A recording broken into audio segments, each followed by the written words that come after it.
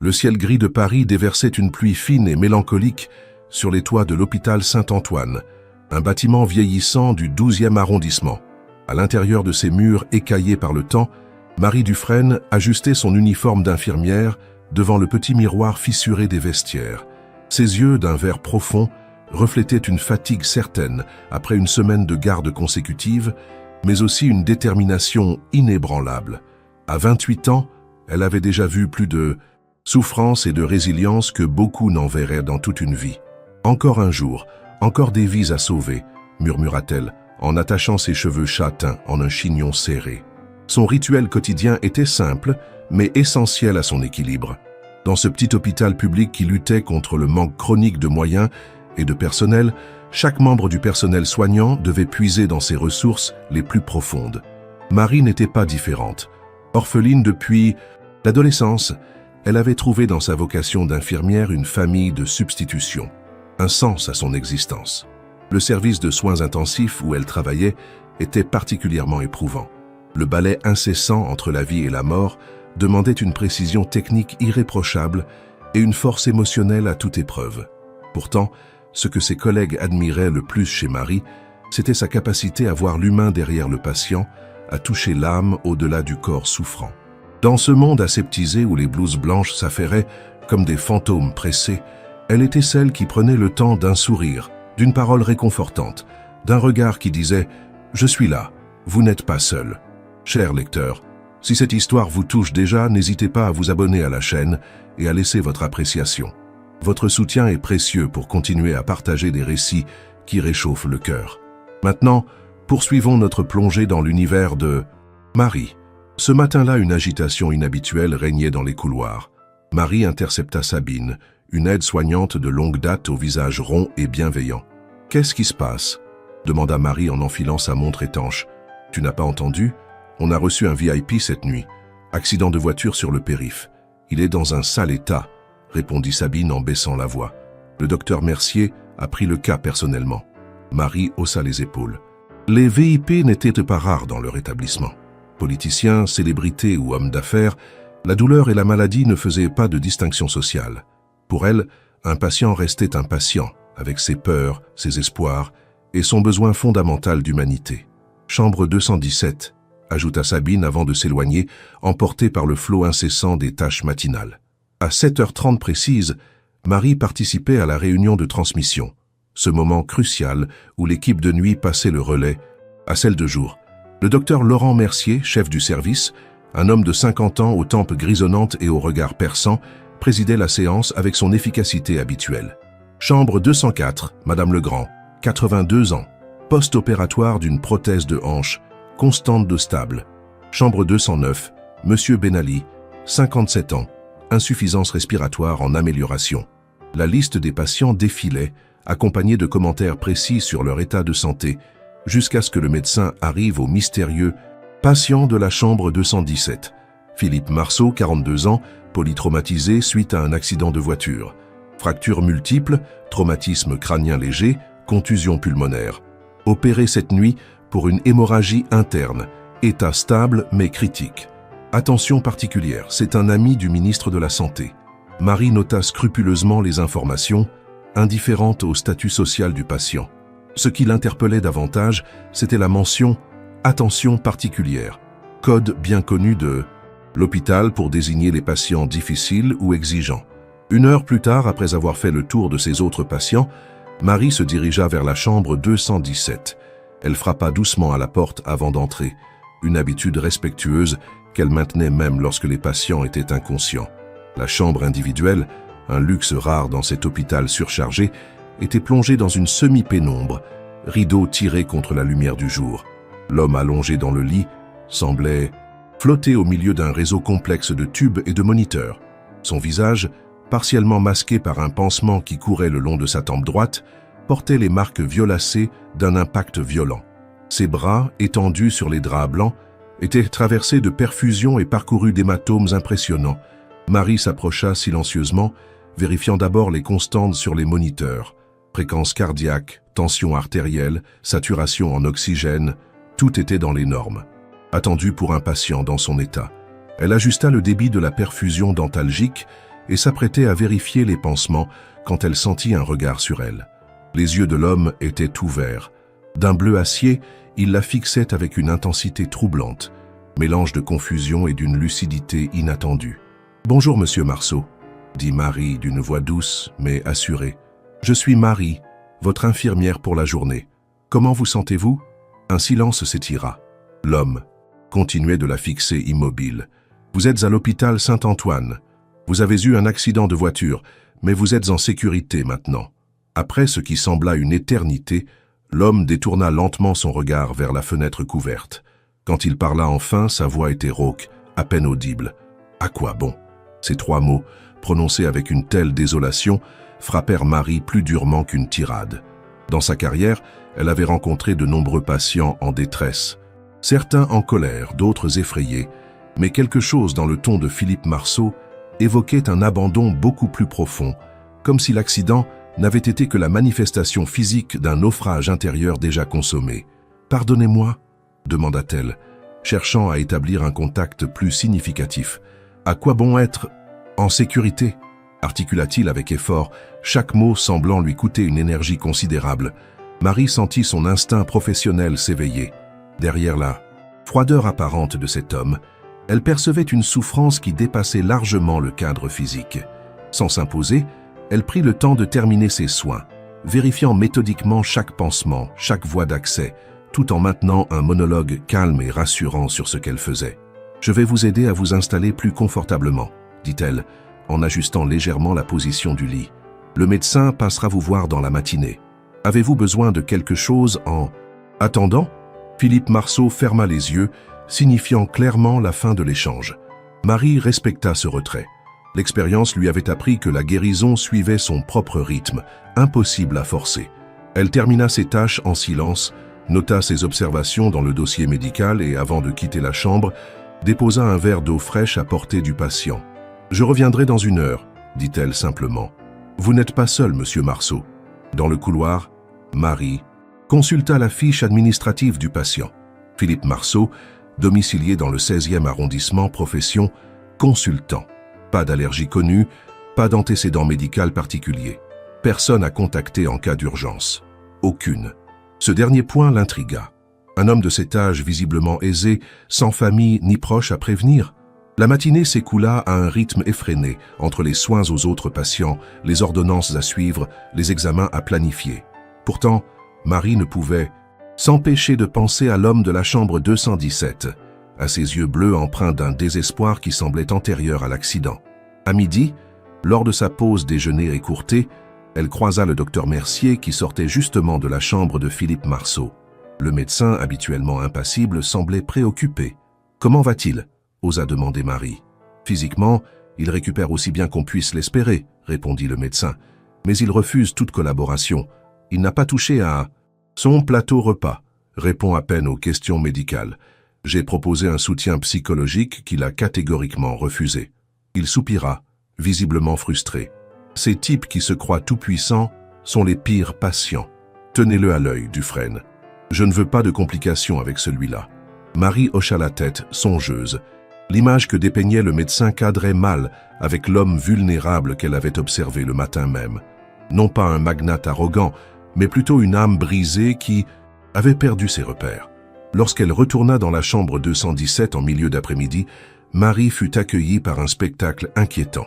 Philippe Marceau, malgré son état, s'était redressé et tentait d'arracher sa perfusion. « Monsieur Marceau, arrêtez !» s'exclama-t-elle en se précipitant vers lui. L'homme leva vers elle un regard fiévreux, presque halluciné. « Laissez-moi sortir d'ici » ordonna-t-il, sa voix retrouvant soudain une autorité qui trahissait l'habitude du commandement. « Vous ne pouvez pas partir dans cet état » répondit fermement Marie, posant une main apaisante mais ferme sur son bras. « Vous venez de subir une opération majeure. Votre corps a besoin de repos et de soins. Je paierai ce qu'il faut. Je signerai une décharge. Je ne veux plus être ici. » Marie remarqua alors les signes subtils qui témoignaient d'une angoisse profonde.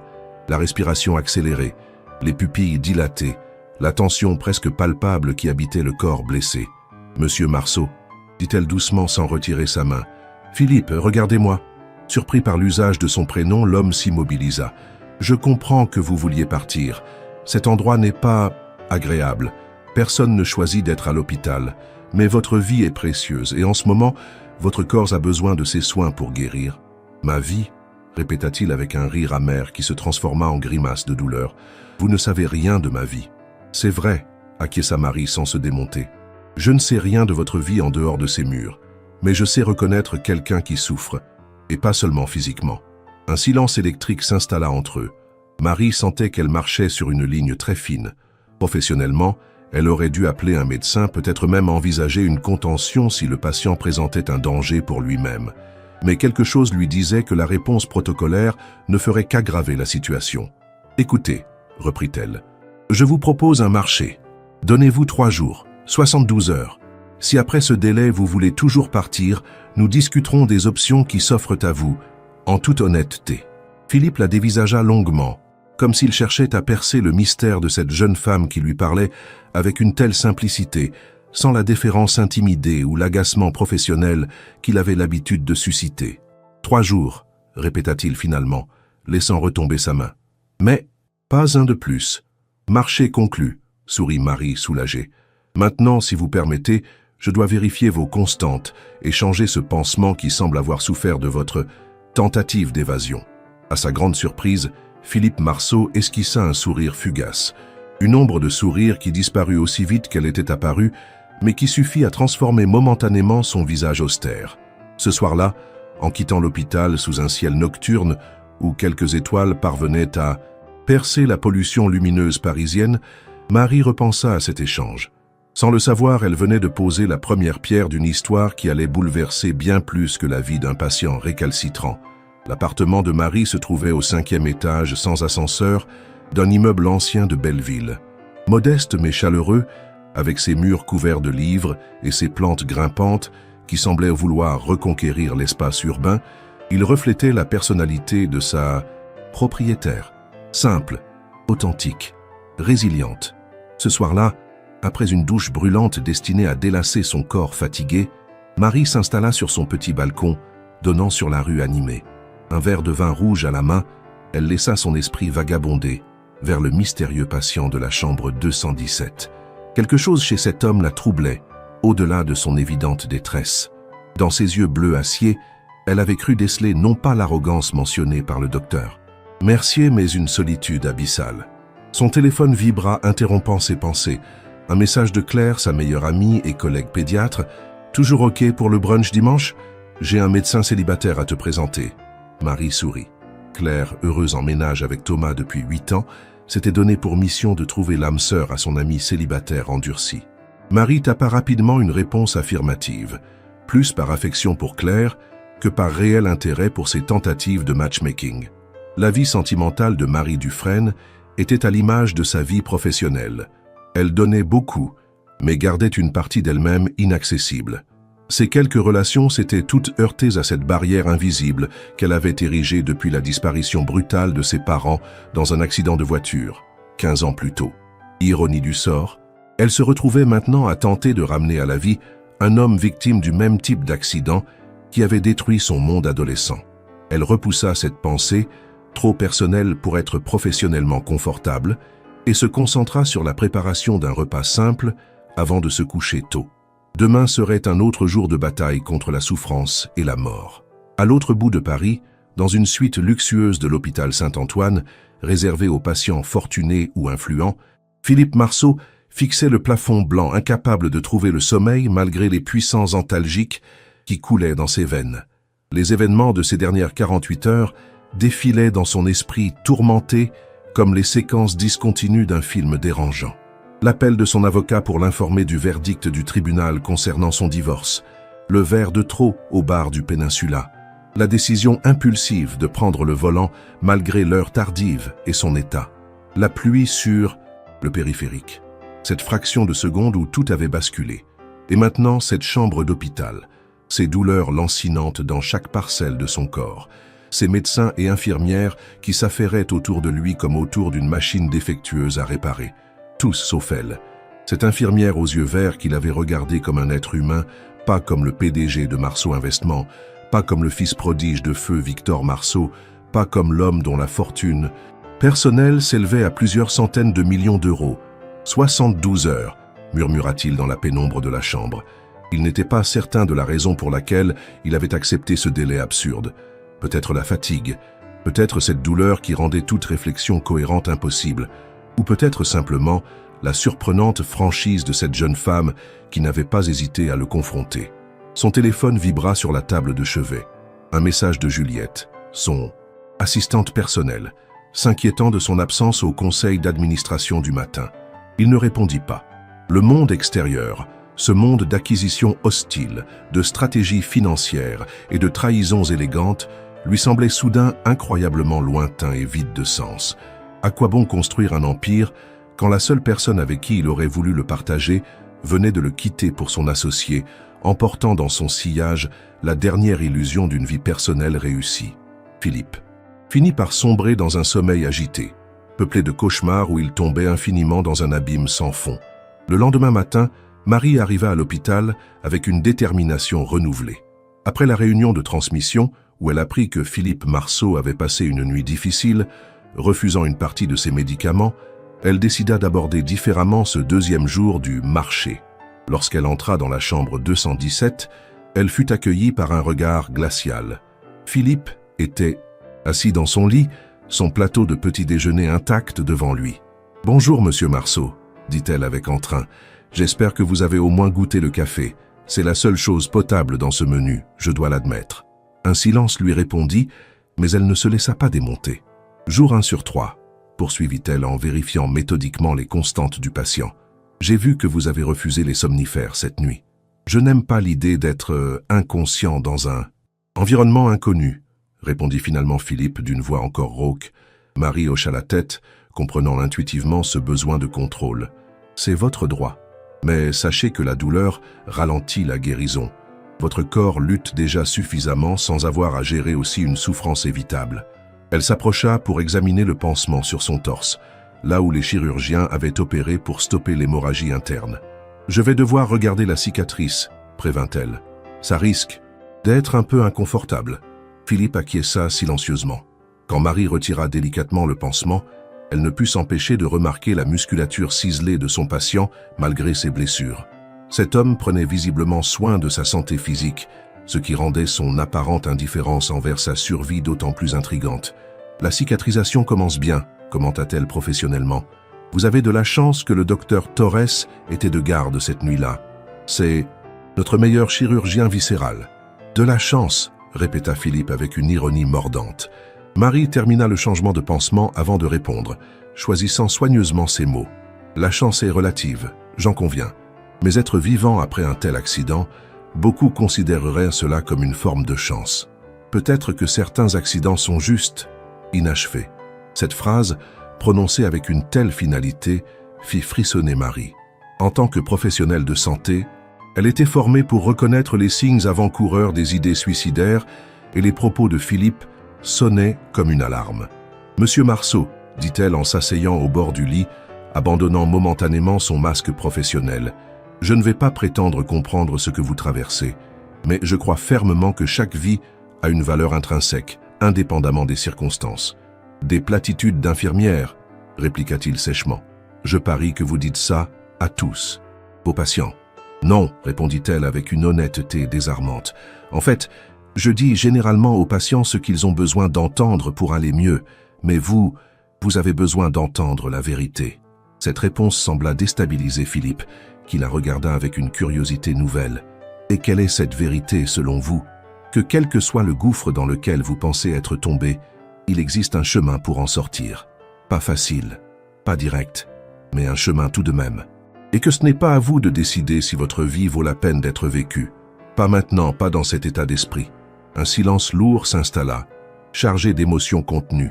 Marie se demanda si elle n'était pas allée trop loin, si elle n'avait pas franchi cette ligne invisible qui séparait le soin professionnel de l'implication personnelle. « Vous êtes différente, » dit finalement Philippe, une note de surprise dans la voix. « Je prends ça comme un compliment, » sourit Marie en se levant. « Maintenant, que diriez-vous de manger quelque chose?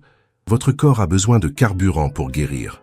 Je n'ai pas faim. »« Négociable, » répliqua-t-elle avec un sourire malicieux. « Je peux vous rapporter quelque chose de la cafétéria. » Croyez-moi, c'est légèrement moins terrible que la nourriture servie aux patients. Pour la deuxième fois en 2 jours, Marie vit l'ombre d'un sourire traverser le visage austère de Philippe Marceau. « Un café noir », concéda-t-il. « Café noir noté. Et peut-être un croissant qui se serait glissé par accident sur le plateau ? Juste le café. » Marie hocha la tête, acceptant cette petite victoire. En quittant la chambre, elle sentit le regard de Philippe la suivre jusqu'à la porte. Dans le couloir, elle croisa le docteur Mercier qui l'interpella. « Dufresne, comment va notre VIP ce matin ? » « Stable, physiquement, mais j'ai des inquiétudes concernant son état psychologique, » répondit-elle franchement. « Je pense qu'il présente des signes de dépression sévère, peut-être même des idées suicidaires. » Le médecin fronça les sourcils, visiblement contrarié. « Vous n'êtes pas psychiatre, Dufresne. Contentez-vous de surveiller ses constantes et de changer ses pansements. S'il veut se confier, qu'il le fasse à un professionnel de la santé mentale. » « Mais il a refusé de voir le psychologue, » objecta Marie. « C'est son droit. Écoutez, je comprends votre préoccupation, mais cet homme est un patient. Important. Le dernier problème dont nous avons besoin, c'est d'une plainte pour ingérence dans sa vie privée. Faites votre travail, mais gardez vos distances émotionnelles. C'est un ordre. » Marie acquiesça à contre-cœur, consciente que la hiérarchie hospitalière ne lui laissait pas beaucoup de marge de manœuvre. Pourtant, alors qu'elle se dirigeait vers la cafétéria pour chercher le café promis, elle savait déjà qu'elle ne pourrait pas simplement ignorer la détresse évidente de Philippe Marceau. Au comptoir de la cafétéria, elle croisa Amina, une aide-soignante du service de cardiologie, avec qui elle avait sympathisé lors de sa formation. « Tu as l'air préoccupée », remarqua Amina en commandant son propre café. « J'ai un patient difficile », admit Marie. « Pas difficile dans le sens habituel, mais complexe. Le grand patron de la 217, » devina Amina avec un sourire entendu. « Les rumeurs vont vite ici. Paraît que c'est un magnate de la finance ou quelque chose comme ça. »« Les rumeurs ne m'intéressent pas, » répondit Marie, légèrement agacée par la propension du personnel hospitalier à colporter des informations sur les patients. « Tu devrais peut-être te renseigner un peu quand même, » suggéra Amina en baissant la voix. « J'ai entendu les infirmières de nuit parler. Apparemment, il aurait demandé à son chauffeur de venir le chercher aujourd'hui. Il veut signer une décharge et partir. » Marie sentit son cœur s'accélérer. Leur accord de 3 jours était-il déjà rompu? « Merci pour l'info, » dit-elle rapidement, prenant le gobelet de café qu'on lui tendait. « Je dois y retourner. » En marchant d'un pas pressé vers la chambre 217, Marie se demanda quelle approche adopter. Confronter Philippe sur sa tentative de départ prématuré risquait de briser le fragile lien de confiance qu'elle commençait à établir. L'ignorer serait potentiellement dangereux pour sa santé.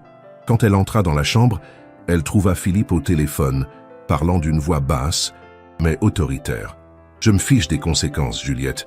Fais ce que je te dis. Annule tous mes rendez-vous pour les 2 prochains jours et trouve-moi un service de soins à domicile privé. » Il raccrocha en apercevant Marie et un silence gêné s'installa. « Votre café », dit-elle simplement en posant le gobelet sur la table de chevet, sans faire de commentaire sur la conversation qu'elle venait d'interrompre. « Merci », répondit-il, visiblement surpris par son manque de réaction. Marie s'occupa de vérifier la perfusion, ajustant légèrement le débit, puis se dirigea vers la fenêtre pour ouvrir les rideaux, laissant entrer la lumière matinale. « Une belle journée », commenta-t-elle. « Le printemps s'installe enfin à Paris. » Philippe l'observait avec une curiosité non dissimulée. « Vous n'allez pas me demander pourquoi j'organise mon départ ?» Marie se tourna vers lui, son visage reflétant une sérénité professionnelle. « Vous êtes libre de vos décisions, monsieur Marceau. Mais nous avions un accord, il me semble. 3 jours. À moins que votre parole ne vaille rien ?» Cette dernière phrase, prononcée avec une pointe de défi, sembla toucher une corde sensible chez Philippe. « Ma parole vaut plus que vous ne pourriez l'imaginer, » répliqua-t-il, piqué au vif. « Dans mon monde, c'est souvent la seule chose qui distingue un homme d'affaires respectable d'un vulgaire escroc. Alors j'imagine que Juliette devra attendre encore 48 heures avant d'organiser votre grande évasion. » Sourit Marie, satisfaite d'avoir marqué un point. Philippe la fixa intensément, comme s'il cherchait à résoudre une équation particulièrement complexe. « Pourquoi faites-vous ça? Faire quoi? Vous préoccupez autant d'un patient parmi des dizaines d'autres. Je doute que ce soit la procédure standard. » Marie prit un moment pour réfléchir à sa réponse, consciente que sa sincérité pourrait compromettre sa position professionnelle, mais incapable de se résoudre à la superficialité. « Parce que je sais reconnaître quelqu'un qui a perdu son or, » dit-elle finalement, « et que contrairement à la plupart des gens qui passent dans cette chambre, Je ne m'intéresse pas à votre compte en banque ou à vos relations, mais à l'être humain qui se cache derrière ses yeux tristes. » Philippe détourna le regard, visiblement mal à l'aise face à cette franchise désarmante. « Vous ne me connaissez pas, » murmura-t-il. « C'est vrai, » acquiesça Marie, « mais je connais la souffrance quand je la vois. Et la vôtre n'a rien à voir avec vos fractures ou vos contusions. » Un silence lourd s'installa dans la pièce, presque palpable. Marie savait qu'elle venait de franchir une frontière, mais elle ne pouvait pas s'empêcher de penser que parfois, le véritable soin dépassait les protocoles et les procédures. « J'ai perdu ma femme », dit soudain Philippe, les yeux toujours fixés sur un point invisible au-delà de la fenêtre. « Enfin, techniquement, c'est elle qui m'a perdu, pour mon associé. » Marie resta silencieuse, comprenant instinctivement que le silence était parfois le meilleur encouragement. 15 ans de mariage. J'étais convaincu que nous étions différents, que notre relation était à l'abri des clichés. Il eut un rire amer. Le divorce a été prononcé il y a 2 jours, juste avant que je prenne le volant sous la pluie. Je suis désolé, dit doucement Marie. Ne le soyez pas. C'est la fin logique d'une illusion. Je me suis consacré à bâtir un empire financier, persuadé que c'était ce qu'elle attendait de moi. Protection, statut, sécurité. Il porta le gobelet de café à ses lèvres, grimaçant à la première gorgée. Apparemment, ce qu'elle voulait vraiment, c'était la présence, l'attention. Des choses que je n'ai jamais su donner. Marie s'approcha lentement du lit, s'asseyant sur le fauteuil adjacent. « La perte est toujours douloureuse, » dit-elle simplement, « quelle que soit sa forme. » Philippe la regarda enfin, surpris par cette réponse dénuée de jugement ou de conseils superficiels. « Vous parlez comme quelqu'un qui connaît le sujet. » Marie hésita un instant. Elle maintenait habituellement une séparation stricte entre sa vie personnelle et professionnelle. Mais quelque chose dans la vulnérabilité inattendue de cet homme la poussa à faire une exception. « J'ai perdu mes parents dans un accident de voiture quand j'avais 16 ans, » dit-elle, sa voix trahissant à peine l'émotion encore vivace après toutes ces années. Un chauffard ivre, mort sur le coup lui aussi. J'étais fille unique, sans famille proche. Du jour au lendemain, mon monde s'est effondré. Les yeux de Philippe s'élargirent légèrement, cette révélation personnelle le prenant visiblement au dépourvu. « Comment avez-vous continué ?»« Un jour à la fois, » répondit-elle simplement. « Ce n'est pas une formule toute faite, c'est littéralement la seule façon. Un pied devant l'autre, une respiration après l'autre. Et un jour, sans même vous en rendre compte, vous réalisez que vous avez reconstruit quelque chose. Différent mais vivable. » Philippe absorba ses paroles en silence, son regard s'adoucissant imperceptiblement. « Je devrais vous présenter mon ex-femme, » dit-il avec une ironie douce. « Elle serait fascinée par votre capacité à me faire parler de sentiments. » Marie sourit, heureuse de voir une fissure dans l'armure de cet homme. « Les hôpitaux ont cet effet étrange, » observa-t-elle. « Ils nous ramènent à l'essentiel. Quand on est confronté à sa propre fragilité, les masques tombent plus facilement. Est-ce pour cela que vous avez choisi cette profession ? Pour aider les gens à faire tomber leurs masques ?» La question surprit Marie par sa perspicacité. « Peut-être, en partie, » admit-elle, « mais surtout pour donner un sens à ce qui semblait insensé. La mort de mes parents m'a appris que nous sommes tous vulnérables, tous mortels. Mais elle m'a aussi montré la valeur inestimable de chaque vie, de chaque moment. » Une infirmière passa la tête par la porte entr'ouverte, interrompant leur conversation. « Marie, désolé de te déranger, mais Madame Leroy en 204 a besoin d'assistance immédiate. »« J'arrive, » répondit Marie se levant promptement. Elle se tourna vers Philippe. « Le devoir m'appelle. Essayez de vous reposer. Et peut-être réfléchissez à ce que vous voulez réellement faire de ces deuxièmes chances que la vie nous offre, parfois sans qu'on les demande. » Alors qu'elle s'apprêtait à sortir, la voix de Philippe l'arrêta. « Marie ?» Elle se retourna, surprise par l'usage de son prénom. « Merci, » dit-il simplement, « pour le café et pour le reste. » Elle lui adressa un sourire chaleureux, avant de disparaître dans le couloir, emportée par l'urgence d'une autre vie à soutenir, d'une autre bataille à mener contre la souffrance. Dans la chambre 217, Philippe Marceau regardait la porte close, perplexe face au sentiment étrange qui venait de naître en lui. Pour la première fois depuis longtemps, très longtemps, il ressentait une curiosité sincère pour quelqu'un d'autre que lui-même. Le deuxième jour du contrat de 3 jours apporta avec lui un changement subtil, mais perceptible dans l'attitude de Philippe Marceau. Si l'homme restait largement silencieux et introspectif, Marie remarqua qu'il ne refusait plus catégoriquement les soins. acceptant même de manger une partie de son déjeuner sous son regard, encourageant. Plus significatif encore, il avait demandé un ordinateur portable, que son assistante Juliette avait promptement livré en milieu de journée. À la surprise des médecins, il semblait maintenant déterminé à respecter sa parole concernant les 3 jours d'hospitalisation, même s'il passait la majorité de son temps à travailler sur son écran, les sourcils froncés dans une concentration intense. Marie, fidèle à sa promesse de ne pas s'imposer au-delà du nécessaire, continuait ses visites régulières avec une efficacité professionnelle teintée d'une chaleur discrète. Elle évitait soigneusement de faire référence à leur conversation personnelle de la veille, comprenant intuitivement que Philippe était le genre d'homme qui avait besoin d'espace pour assimiler ce type d'échange. Ce fut donc à sa grande surprise que, lors de sa visite du soir, alors qu'elle vérifiait une dernière fois ses constantes avant la fin de son service, Philippe referma soudainement son ordinateur et l'interpella. « Vous aimez votre travail ?» demanda-t-il abruptement, comme si la question lui brûlait les lèvres depuis longtemps. Marie, en train de noter les relevés sur le dossier médical, leva les yeux, momentanément décontenancée par cette ouverture inattendue.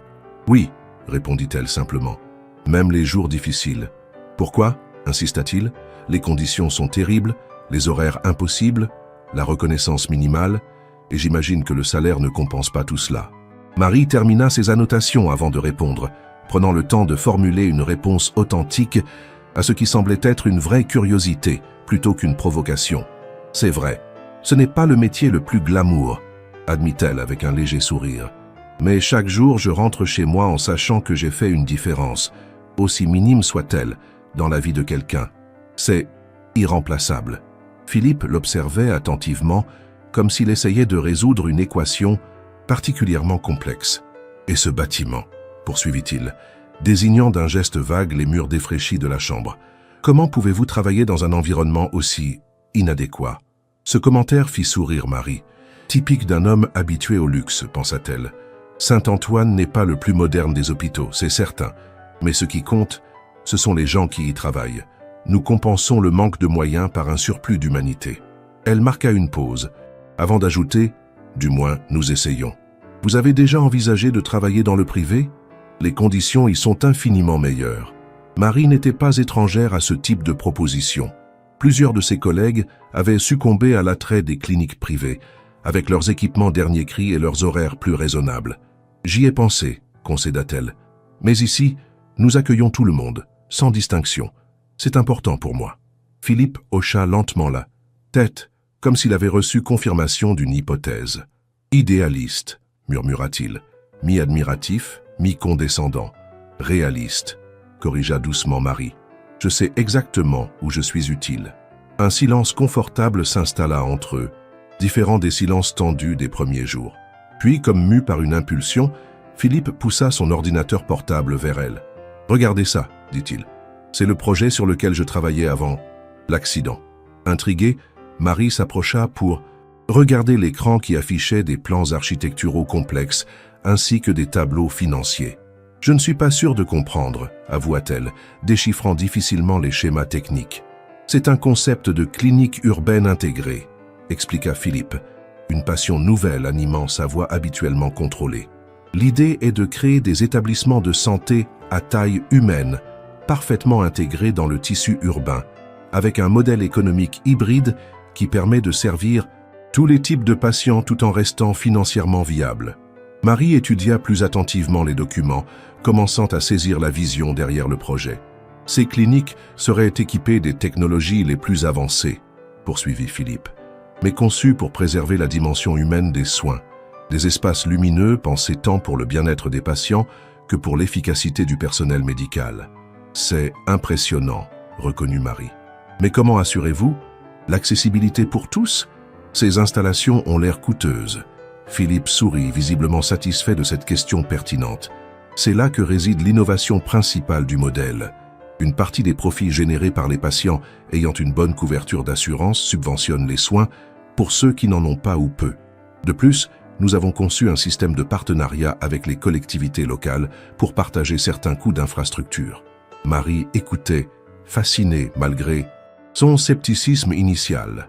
Elle avait rencontré de nombreux entrepreneurs prétendant révolutionner le système de santé, mais la plupart se heurtaient rapidement à la complexité bureaucratique et économique de la réalité.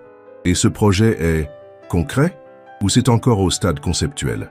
Le premier établissement devait commencer sa construction le mois prochain à Lyon, répondit Philippe, une ombre traversant son visage.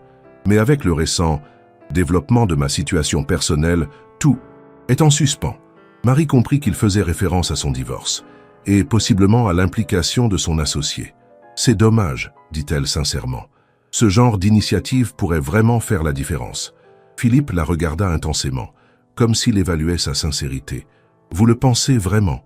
Ce n'est pas juste une autre tentative de capitaliser sur les failles du système de santé publique? La question était directe, presque provocante, mais Marie apprécia cette franchise. Je pense que les systèmes parfaits n'existent pas, répondit-elle après réflexion.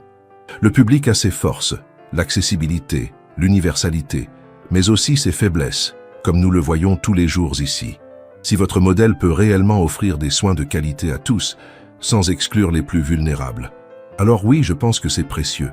Philippe sembla méditer cette réponse, son regard se perdant au-delà de la fenêtre où le soleil commençait à décliner, teintant le ciel, parisien de nuances orangées. J'ai commencé ce projet il y a 2 ans, dit-il finalement, sa voix plus douce qu'à l'accoutumée. C'était censé être un héritage, je suppose. Quelque chose de plus significatif que des lignes de profit sur un bilan financier.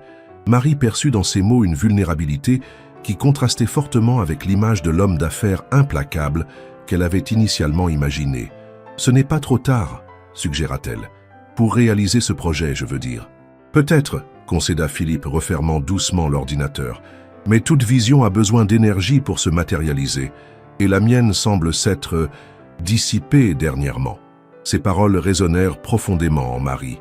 Combien de fois, après la mort de ses parents, s'était-elle sentie vidée de toute énergie, de toute volonté d'avancer? Cette période sombre où même respirer semblait un effort insurmontable. « L'énergie revient », dit-elle doucement, « parfois d'où on l'attend le moins. » Un silence s'installa, chargé de non-dits et de possibilités. Marie jeta un œil à sa montre, réalisant qu'elle avait dépassé son temps de service. « Je dois y aller », annonça-t-elle. « Mon remplaçant de nuit ne va pas tarder. » Philippe acquiesça, une expression indéchiffrable sur le visage. « Vous serez là demain ?» demanda-t-il. Et Marie fut surprise par la note d'espoir qu'elle crut déceler dans sa voix. « Bien sûr, dernier jour de notre accord », sourit-elle. « Et essayez de vous reposer un peu, au lieu de travailler toute la nuit.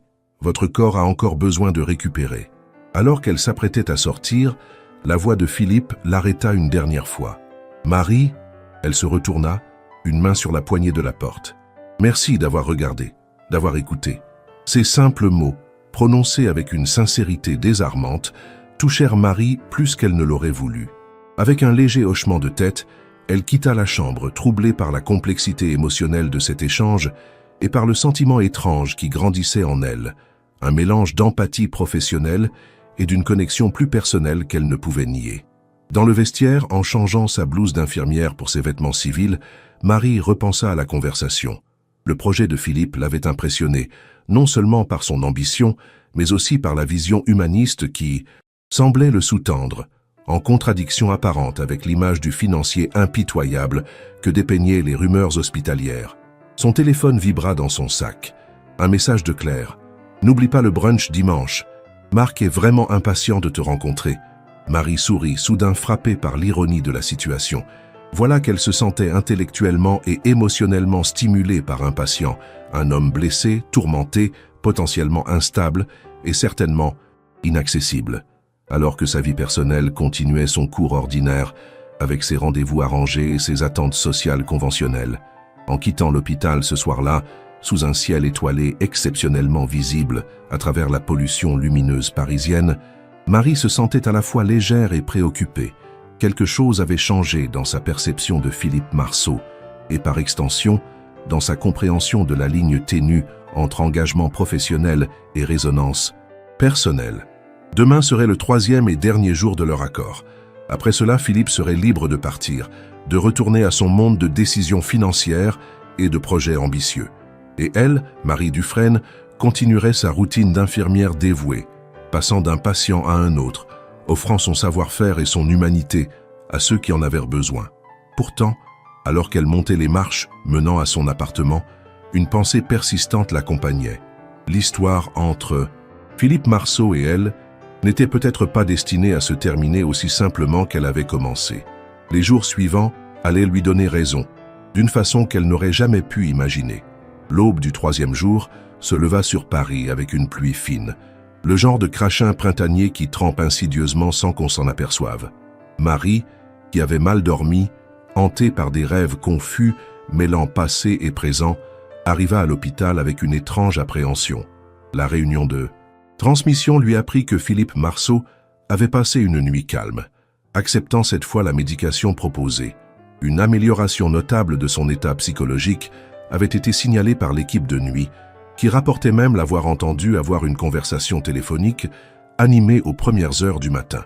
Notre VIP semble avoir retrouvé sa combativité, commenta le docteur Mercier avec satisfaction. Ses dernières analyses sanguines sont excellentes et la cicatrisation progresse, normalement. S'il continue ainsi, une sortie sous quelques jours pourrait être envisageable.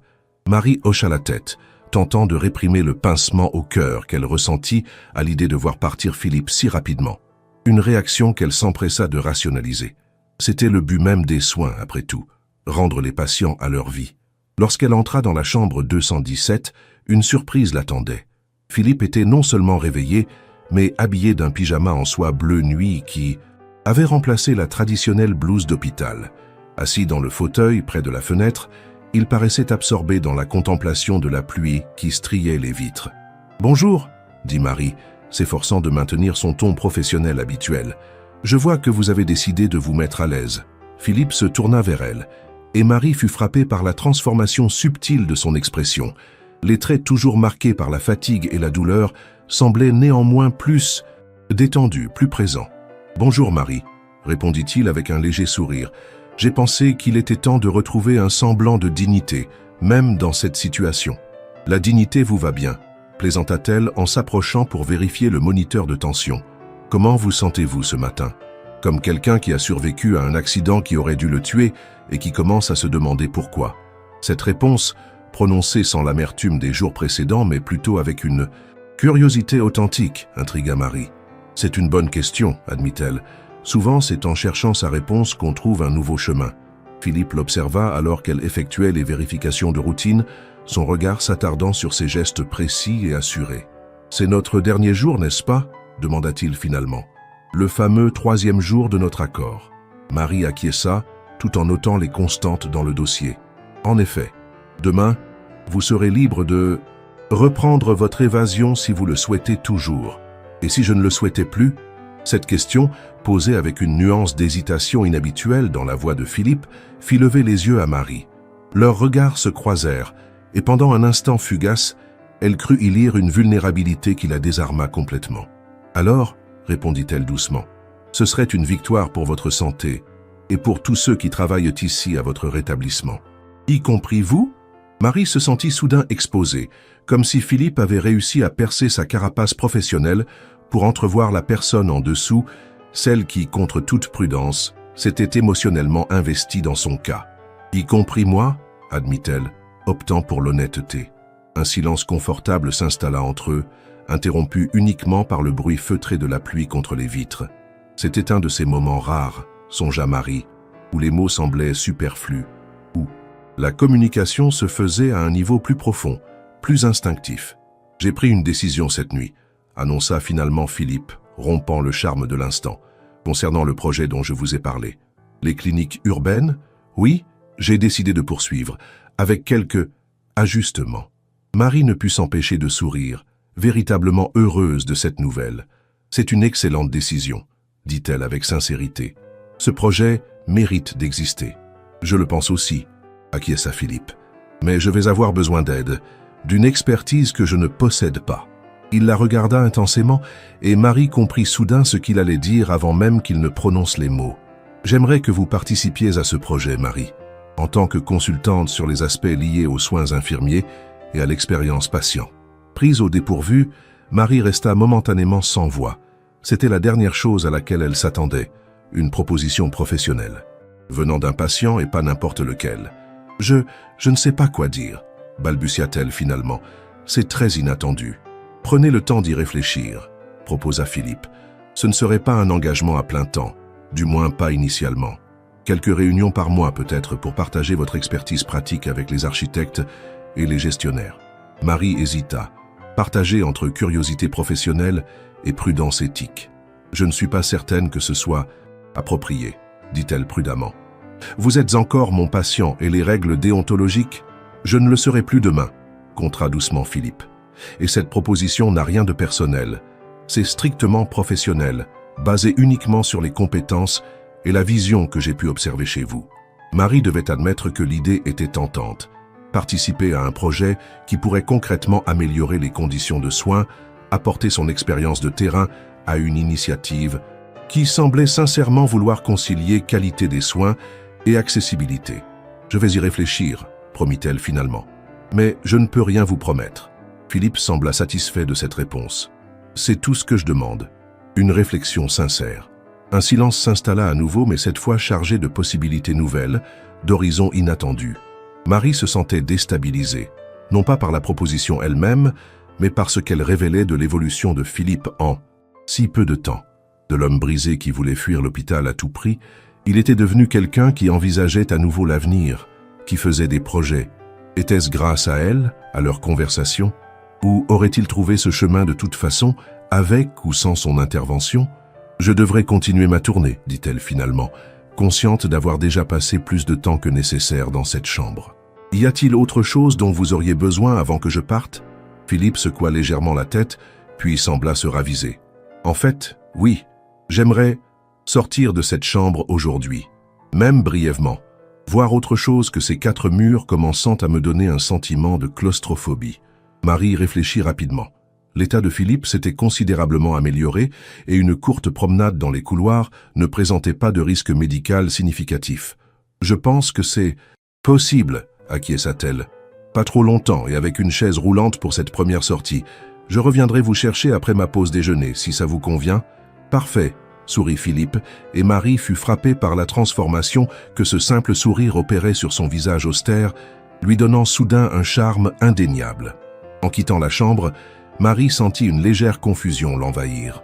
La proposition professionnelle de Philippe, bien que flatteuse, soulevait des questions complexes sur les frontières entre relations thérapeutiques et collaboration professionnelle. Et si elle était honnête avec elle-même, il y avait aussi cette troublante attraction qu'elle commençait à ressentir, non pas pour le financier puissant ou le patient vulnérable, mais pour l'homme qu'elle avait entrevu sous ses différentes couches, intelligent, visionnaire, capable d'une réelle introspection. Dans le couloir, elle croisa Claire qui sortait d'une chambre voisine. « Tu as l'air préoccupé », remarqua son amie avec perspicacité. « Longue histoire », soupira Marie. « Je te raconterai dimanche au brunch. »« Ah oui, le brunch !» s'exclama Claire avec enthousiasme. « Tu verras, Marc est vraiment charmant. Médecin humanitaire, intelligent, cultivé. Exactement ton type. » Marie força un sourire, soudain beaucoup moins enthousiaste à l'idée de ce rendez-vous arrangé qu'elle ne l'avait été quelques jours plus tôt. « On verra bien », dit-elle évasivement. Le reste de la matinée s'écoula dans la routine hospitalière habituelle, soins, médicaments, discussions avec les médecins, réconfort des patients anxieux. Pourtant, Marie se surprit plusieurs fois à regarder sa montre, attendant avec une impatience qu'elle se reprochait l'heure où elle emmènerait Philippe pour sa promenade. À 14h30, comme promis, elle se présenta à la chambre 217 avec un fauteuil roulant. Philippe, qui avait enfilé une robe de chambre élégante par-dessus son pyjama, semblait prêt et impatient. « Votre carrosse, monsieur », plaisanta Marie en positionnant le fauteuil près du lit. « J'espérais plutôt une Ferrari », répliqua Philippe avec une lueur amusée dans le regard, avant de s'installer avec précaution dans le fauteuil, grimaçant légèrement lorsque le mouvement réveilla la douleur de ses côtes fracturées. « Une autre fois, peut-être », sourit Marie. « Aujourd'hui, c'est le modèle standard. Où souhaitez-vous aller? Les options sont limitées. J'en ai peur. Couloir, cafétéria ou petit? Jardin intérieur. »« Le jardin sans hésitation, » répondit Philippe. « J'ai besoin d'air frais. » Marie poussa le fauteuil à travers les couloirs animés de l'hôpital, saluant collègues et patients au passage. Elle remarqua que Philippe observait tout avec une attention particulière. L'état des installations, le comportement du personnel, les expressions des patients. Pas comme un simple visiteur, mais comme quelqu'un qui évaluait, analysait. « Qu'est-ce que vous voyez » demanda-t-elle, curieuse de sa perception. « Un potentiel immense » répondit-il après un moment de réflexion, « et un gâchis monumental. » Cette réponse franche fit sourire Marie. « Belle synthèse » admit-elle. « C'est exactement ce que beaucoup d'entre nous ressentons tous les jours. Un immense potentiel humain bridé par des infrastructures inadéquates et des systèmes obsolètes. » Ils arrivèrent enfin au petit jardin intérieur, un espace modeste mais bien entretenu au centre de l'hôpital, avec quelques bancs disposés autour d'un bassin ornemental. La pluie ayant cessé, l'air était frais et vivifiant, chargé du parfum des quelques fleurs printanières qui avaient commencé à éclore. Marie positionna le fauteuil près d'un banc, à l'abri d'un petit cerisier japonais dont les branches se couvraient de bourgeons roses. « Voulez-vous que je vous laisse un moment de solitude ?» proposa-t-elle, consciente que Philippe n'avait probablement pas eu beaucoup d'intimité ces derniers jours. « Non » répondit-il immédiatement. « Restez, s'il vous plaît, si vous n'avez pas d'autres obligations, bien sûr. » Marie consulta sa montre. Elle avait encore une vingtaine de minutes avant de devoir retourner à ses autres patients. « Je peux rester un peu » dit-elle, en s'asseyant sur le banc à côté du fauteuil roulant. Un silence paisible s'installa, interrompu seulement par le léger clapotis de l'eau dans le bassin et le chant distant d'un merle. Philippe ferma les yeux un instant, son visage tourné vers le soleil qui perçait timidement à travers les nuages. « C'est étrange, » dit-il finalement, les yeux toujours clos. « Je ne me souviens pas de la dernière fois où j'ai simplement existé, sans téléphone, sans réunion, sans objectif immédiat. » Marie l'observa discrètement, frappée par la vulnérabilité que révélait cette confession. « C'est l'un des paradoxes de l'hospitalisation, » répondit-elle doucement. « On est arraché à sa vie, quotidienne, parfois violemment, et cela peut être terriblement perturbant. Mais ça peut aussi offrir une pause forcée, un moment pour respirer. » Philippe ouvrit les yeux et la regarda avec une intensité qui la troubla. « Je n'aurais jamais imaginé dire cela il y a 3 jours, mais je crois que cet accident a été nécessaire. »« Nécessaire ?» répéta Marie, surprise par ce choix de mots. « Pour m'arrêter, pour me forcer à voir ce que j'avais perdu de vue depuis trop longtemps. » Il fit une pause, semblant chercher ses mots avec soin. « Toute ma vie adulte, j'ai poursuivi le succès comme on poursuit un mirage dans le désert. J'ai bâti une fortune, gagné l'admiration de mes pairs, créé des entreprises qui emploient des milliers de personnes. Et pourtant, quelque part en chemin, j'ai oublié pourquoi je faisais tout cela. » Marie écoutait attentivement, touchée par cette confidence inattendue. « Mon père était médecin, » continua Philippe, le regard perdu dans le bassin d'eau claire. « Un chirurgien brillant qui a sauvé d'innombrables vies. Il voulait que je suive ses traces, mais j'ai choisi la finance, attiré par l'action, le pouvoir, peut-être aussi pour me distinguer de son ombre écrasante. Je me suis dit que je pourrais faire plus de bien en créant de la richesse qu'en guérissant des individus un par un. Les deux approches ont leur valeur, observa gentiment Marie. Peut-être, mais quelque part, j'ai perdu de vue la finalité. La richesse est devenue une fin en soi, pas un moyen d'accomplir quelque chose de significatif. » Il eut un rire sans joie. « Il a fallu que je fracasse ma voiture contre un mur de sécurité et que je rencontre une infirmière têtue pour m'en rendre compte. » Marie sourit à cette description. « Têtue ? Je préfère persuasive. Têtue, persistante et remarquablement perspicace, » insista Philippe avec un sourire en coin. « Vous m'avez vu, Marie. Pas le PDG, pas le millionnaire, pas la cible potentielle à exploiter. Juste moi. » Ces mots touchèrent Marie plus profondément qu'elle ne l'aurait voulu. N'était-ce pas là l'essence même de sa conception des soins?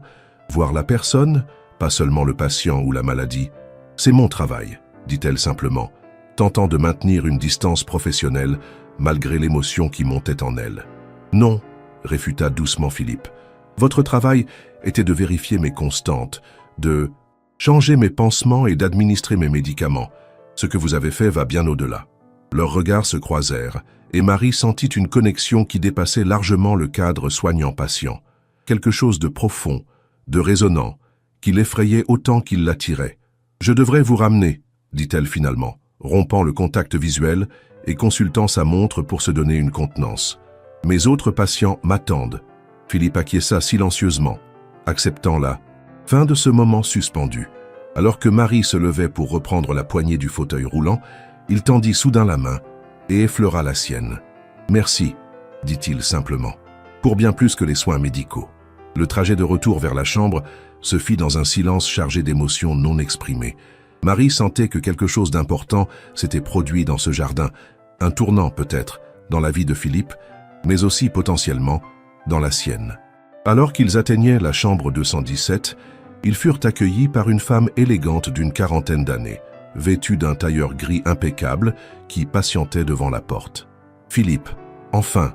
s'exclama-t-elle avec un mélange de soulagement et d'exaspération. « J'ai essayé de t'appeler toute la matinée. »« Juliette !» répondit Philippe, son ton redevenant instantanément plus formel, plus distant. « Je ne m'attendais pas à te voir aujourd'hui. »« La situation avec Berger s'aggrave, » expliqua rapidement l'assistante, jetant à peine un regard à Marie. « Il menace de convoquer un conseil d'administration exceptionnel pour remettre en question ta présidence.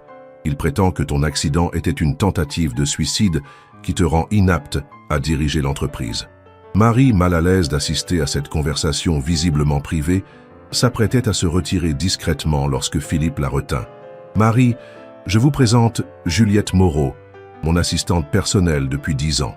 Juliette, voici Marie Dufresne, l'infirmière qui m'a empêché de commettre la plus grande erreur de ma vie en quittant cet hôpital prématurément. » Juliette dévisagea Marie avec un intérêt nouveau, lui tendant une main parfaitement manucurée. « Enchantée, dit-elle poliment, et merci d'avoir pris soin de lui. Philippe est essentiel à beaucoup de choses. »« Je n'ai fait que mon travail, » répondit Marie, soudain consciente du fossé qui séparait son monde de celui de ces personnes. Un univers de pouvoir, d'argent et d'intrigues corporatives qui lui était totalement étranger. « Je vais vous laisser, » ajouta-t-elle rapidement. « Monsieur Marceau, n'oubliez pas de vous reposer malgré vos obligations professionnelles. » Philippe la regardait intensément, comme s'il voulait la retenir, mais finit par acquiescer. « À plus tard, Marie, » dit-il simplement, une promesse implicite dans ces 3 mots. En s'éloignant dans le couloir, Marie entendait déjà Juliette exposer à Philippe les détails complexes de la crise qui semblait menacer son entreprise. Elle se sentit soudain ramenée à la réalité, celle où Philippe Marceau était un homme puissant avec des responsabilités immenses, un monde à des années-lumière du sien. Pourtant, alors qu'elle reprenait sa routine auprès des autres patients, elle ne pouvait s'empêcher de repenser à leur moment dans le jardin, à cette connexion qu'elle avait ressentie, à cette vulnérabilité partagée. Quelque chose s'était tissé entre eux, quelque chose de fragile et de précieux. Demain marquerait la fin de leur accord de 3 jours. Philippe serait libre de partir, de retourner à son monde de conseil d'administration et de lutte de pouvoir. Marie retrouverait sa vie d'infirmière dévouée, avec ses joies simples et ses défis quotidiens. Mais au fond d'elle-même, elle savait que rien ne serait plus tout à fait comme avant. Car en l'espace de ces 3 jours, 2 êtres s'étaient véritablement rencontrés, au-delà des rôles sociaux et des apparences. Et cette rencontre, aussi improbable fût-elle, allait changer bien plus que leurs vies individuelles. Le 4e jour se leva sur l'hôpital Saint-Antoine baigné dans une lumière dorée, comme si la nature elle-même célébrait un nouveau départ. Marie arriva plus tôt que d'habitude, une nervosité inhabituelle animant ses gestes alors qu'elle se changeait dans les vestiaires. La réunion de transmission révéla que Philippe avait eu des visiteurs jusqu'à tard dans la soirée, des types en costume, selon l'infirmier de nuit, qui avait tenu ce qui ressemblait à un conseil de guerre dans la chambre 217. Malgré cette activité intense, les constantes du patient étaient restées stables, et il avait même demandé spécifiquement à être réveillé tôt ce matin. « Il semble déterminé à sortir aujourd'hui », conclut l'infirmier de nuit. Le docteur Mercier passera à 9 heures pour évaluer la situation, mais d'un point de vue médical, rien ne justifie vraiment de le retenir plus longtemps. Marie accueillit cette information avec des sentiments mitigés. D'un côté, le rétablissement rapide de Philippe était une victoire professionnelle. L'homme brisé et désespéré des premiers jours avait retrouvé une volonté de vivre et de se battre. De l'autre, elle ne pouvait ignorer cette pointe de regret à l'idée de le voir partir, de perdre cette connexion particulière qui s'était établie entre eux. Lorsqu'elle entra dans la chambre 217, elle fut surprise de trouver Philippe, déjà habillé d'un costume sombre parfaitement taillé, en train de ranger méthodiquement ses affaires dans une valise en cuir. La transformation était saisissante. De patient vulnérable, il était redevenu le puissant homme d'affaires, son masque social fermement remis en place. « Bonjour », dit-elle, tentant de garder un ton léger malgré la boule qui s'était formée dans sa gorge. Je vois que vous n'attendez pas l'avis médical pour préparer votre départ. » Philippe se tourna vers elle, et Marie fut soulagée de voir que malgré l'apparence extérieure retrouvée, son regard contenait toujours cette chaleur qu'elle avait vue naître ces derniers jours. « Marie, » dit-il avec un sourire qui adoucissait ses traits austères, « je me demandais si je vous verrais avant de partir. »« Je commence toujours ma journée par la chambre 217, » répondit-elle simplement. Une habitude prise ces derniers jours. Un silence s'installa, chargé de non-dits et de possibilités. Philippe fut le premier à le rompre. « J'ai eu une nuit mouvementée, » commença-t-il. « Mon associé, ou devrais-je dire ex-associé, tente de profiter de ma situation pour prendre le contrôle de l'entreprise. Une manœuvre prévisible mais qui demande une réponse immédiate. » Marie hocha la tête, comprenant que les réalités du monde extérieur venaient de rattraper brutalement la bulle qu'ils avaient à partager. « Je comprends, » dit-elle. « Vous avez des responsabilités qui vous attendent. »« Oui, mais pas seulement celles auxquelles vous pensez. » Philippe termina de fermer sa valise, puis s'approcha de Marie, réduisant la distance physique entre eux d'une manière qui aurait pu sembler intimidante si ce n'était pour la douceur inhabituelle de son expression. « Notre accord de 3 jours est terminé, » continua-t-il. « J'ai tenu ma parole et vous avez tenu la vôtre. Mais je ne veux pas que cela se termine ici, Marie. » Le cœur de Marie s'accéléra malgré elle. « Que voulez-vous dire ?» demanda-t-elle, sa voix légèrement moins assurée qu'à l'accoutumée. « Ma proposition concernant le projet des cliniques urbaines tient toujours, » expliqua Philippe. « Plus que jamais, en fait. La crise avec mon associé a clarifié beaucoup de choses dans mon esprit. Je ne veux plus seulement générer des profits. Je veux créer quelque chose de significatif, quelque chose qui fait une différence réelle. » Il sortit de la poche intérieure de sa veste une carte de visite qu'il tendit à Marie. « Mes coordonnées personnelles, » précisa-t-il, « pas celles que je donne habituellement. J'aimerais que vous réfléchissiez sérieusement à ma proposition. Votre perspective, votre expérience de terrain serait inestimable pour ce projet. » Marie prit la carte, la regardant un instant avant de la glisser dans la poche de sa blouse. « Je vais y réfléchir, » promit-elle. « Sincèrement, c'est tout ce que je demande, » sourit Philippe. Puis, après une légère hésitation, il ajouta « Et peut-être pourrions-nous discuter de tout cela autour d'un dîner, une fois que je ne serai plus officiellement votre patient, bien sûr. » La proposition était claire, son intention transparente. Ce n'était plus seulement une collaboration professionnelle qui était suggérée, mais la possibilité d'explorer cette connexion personnelle qui s'était établie entre eux. Marie sentit ses joues s'empourprer légèrement, prise au dépourvu par cette invitation directe. « Je... » commença-t-elle, incertaine de la réponse appropriée. Elle fut sauvée par l'arrivée du docteur Mercier qui entra dans la chambre sans frapper, un dossier à la main. « Ah, je vois que vous êtes déjà prêt à partir, monsieur Marceau, » constata le médecin avec satisfaction. « Laissez-moi juste faire un dernier examen pour formaliser votre sortie. » Marie profita de cette interruption pour se retirer discrètement, le cœur battant, l'esprit en ébullition. Dans le couloir, elle s'adossa un instant au mur, tentant de remettre de l'ordre dans ses pensées. Philippe Marceau, l'un des hommes les plus riches et puissants de France, venait de lui proposer à la fois une collaboration professionnelle et une exploration personnelle. Était-ce réel ou simplement la gratitude d'un patient envers celle qui l'avait aidé? Dans un moment de vulnérabilité extrême, une émotion qui s'estomperait dès qu'il retrouverait sa vie normale. Sa journée se poursuivit dans un brouillard de routine professionnelle, son corps effectuant les gestes habituels, tandis que son esprit revenait sans cesse à cette conversation matinale. Vers midi, alors qu'elle passait devant la chambre 217, elle constata qu'elle était déjà vide, les draps changés, prête à accueillir un nouveau patient. Philippe était parti sans qu'elle puisse lui dire au revoir, emporté par les urgences de sa vie de chef d'entreprise. Une vague de déception la traversa, rapidement suivie d'un sentiment de ridicule envers sa propre réaction. Qu'avait-elle espéré? Une scène de film où il l'attendrait pour un adieu romantique? C'était absurde, infantile même. Ce soir-là, en rentrant chez elle, Marie était déterminée à remettre cette étrange expérience à sa juste place. Une rencontre professionnelle intense, peut-être significative pour tous les deux, mais qui appartenait désormais au passé. Elle sortit la carte de visite de sa poche, hésitant entre la ranger soigneusement et la jeter pour tourner définitivement la page.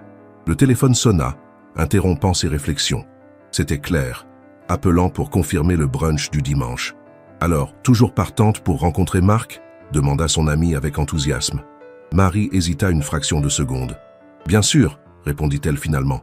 J'ai hâte de le rencontrer. » Après avoir raccroché, elle regarda une dernière fois la carte de Philippe, avant de la glisser dans un tiroir de son bureau. Pas tout à fait conservée, pas tout à fait jetée, comme ses sentiments, en suspens, en attente d'une clarté qui ne viendrait peut-être jamais. Les jours suivants s'écoulèrent dans une normalité presque décevante. Marie reprit sa routine hospitalière, se réinvestissant pleinement dans les soins aux patients qui se succédaient dans son service. Pourtant, elle se surprenait parfois à regarder distraitement vers la chambre 217, désormais occupée par une femme âgée récupérant d'une pneumonie. Le dimanche arriva, apportant avec lui le fameux brunch chez Claire et Thomas. Marie s'habilla avec soin, une robe printanière simple mais élégante, des ballerines confortables, un maquillage léger qui mettait en valeur ses yeux verts. Elle se regarda dans le miroir, se demandant fugitivement ce que Philippe penserait d'elle dans cette tenue, avant de chasser cette pensée avec irritation. Marc s'avéra être exactement comme Claire l'avait décrit, médecin humanitaire séduisant dans la trentaine, intelligent et visiblement intéressé par Marie. La conversation pendant le brunch fut agréable, portant sur leurs expériences professionnelles respectives, leurs voyages, leurs goûts culturels. Marc racontait avec passion ses missions en Afrique subsaharienne, ses yeux s'animant lorsqu'il décrivait les défis et les récompenses de la médecine en zone de conflit. « Et toi, Marie ?» demanda-t-il à un moment. « Tu n'as jamais envisagé de mettre tes compétences au service de causes internationales ?»« Honnêtement, non, » admit-elle. « J'ai toujours senti que ma place était ici, à servir ma propre communauté. Il y a tant à faire, même dans un pays privilégié comme le nôtre. » Marc hocha la tête avec compréhension. « Je respecte ça. Chaque soignant doit trouver son terrain de bataille. » La conversation dériva vers d'autres sujets, et Marie se surprit à apprécier sincèrement la compagnie de cet homme, sa passion, son intelligence, sa gentillesse évidente. Pourtant, quelque chose manquait, cette étincelle, cette résonance qu'elle avait ressentie presque instantanément avec Philippe. Après le brunch, Marc proposa de la raccompagner chez elle. Ils marchèrent tranquillement dans les rues parisiennes, baignés de soleil printanier, continuant leur conversation agréable. Devant l'immeuble de Marie, il s'arrêta la regardant avec une question évidente dans les yeux. « J'ai passé un très bon moment, » dit-il sincèrement. « J'aimerais beaucoup te revoir, Marie. » Elle sourit, touchée par sa franchise. « Moi aussi, j'ai apprécié ce brunch, » répondit-elle honnêtement. « Mais je dois être transparente avec toi, Marc. Je sors d'une situation compliquée. J'ai besoin d'un peu de temps pour y voir clair. » Marc acquiesça, sans insister. « Je comprends. Prends le temps qu'il te faut. Je ne suis pas pressé. » Il se pencha pour déposer un léger baiser sur sa joue, puis s'éloigna avec un dernier sourire et un signe de la main. Marie le regarda partir, ressentant un mélange de gratitude pour sa compréhension et de culpabilité pour son propre manque d'enthousiasme face à ce qui semblait être une opportunité parfaite. Montant les escaliers jusqu'à son appartement, elle réfléchissait à cette situation compliquée qu'elle avait évoquée. Était-ce vraiment si complexe? Ou était-elle simplement en train de romancer une rencontre professionnelle intense, d'y projeter des émotions qui n'avaient peut-être jamais existé que dans son imagination? En entrant chez elle, Marie fut accueillie par le silence familier de son appartement. Elle se dirigea vers la cuisine pour se faire un thé, passant devant son bureau où, elle le savait, la carte de Philippe attendait dans un tiroir. Presque malgré elle, elle ouvrit le tiroir et prit la carte, contemplant une nouvelle fois le nom élégamment imprimé, le numéro de téléphone personnel, l'adresse e-mail. C'était ridicule, pensa-t-elle. Philippe Marceau avait probablement déjà oublié leur conversation, pris dans le tourbillon de sa vie d'homme d'affaires et des crises qu'il devait gérer. Sa proposition n'était peut-être qu'un élan momentané de gratitude, un engagement pris dans l'émotion du moment, mais sans réelle intention de suivi. Et pourtant, presque sans réfléchir, Marie prit son téléphone et composa le numéro indiqué sur la carte. Son cœur battait la chamade alors que les tonalités se succédaient. Elle était sur le point de raccrocher, soudain consciente de l'absurdité de son geste, lorsque la voix de Philippe résonna à l'autre bout de la ligne. « Marceau !» répondit-il simplement, son ton professionnel et distant. Marie hésita une fraction de seconde. « Bonjour, c'est Marie Dufresne » dit-elle finalement, sa voix plus assurée qu'elle ne l'aurait cru possible. Un silence, puis la voix de Philippe changea complètement, se réchauffant instantanément. « Marie » dit-il, comme si son nom était une révélation. Je commençais à penser que vous ne m'appelleriez pas. Cette réponse, la joie évidente dans sa voix, balaya d'un coup tous les doutes de Marie.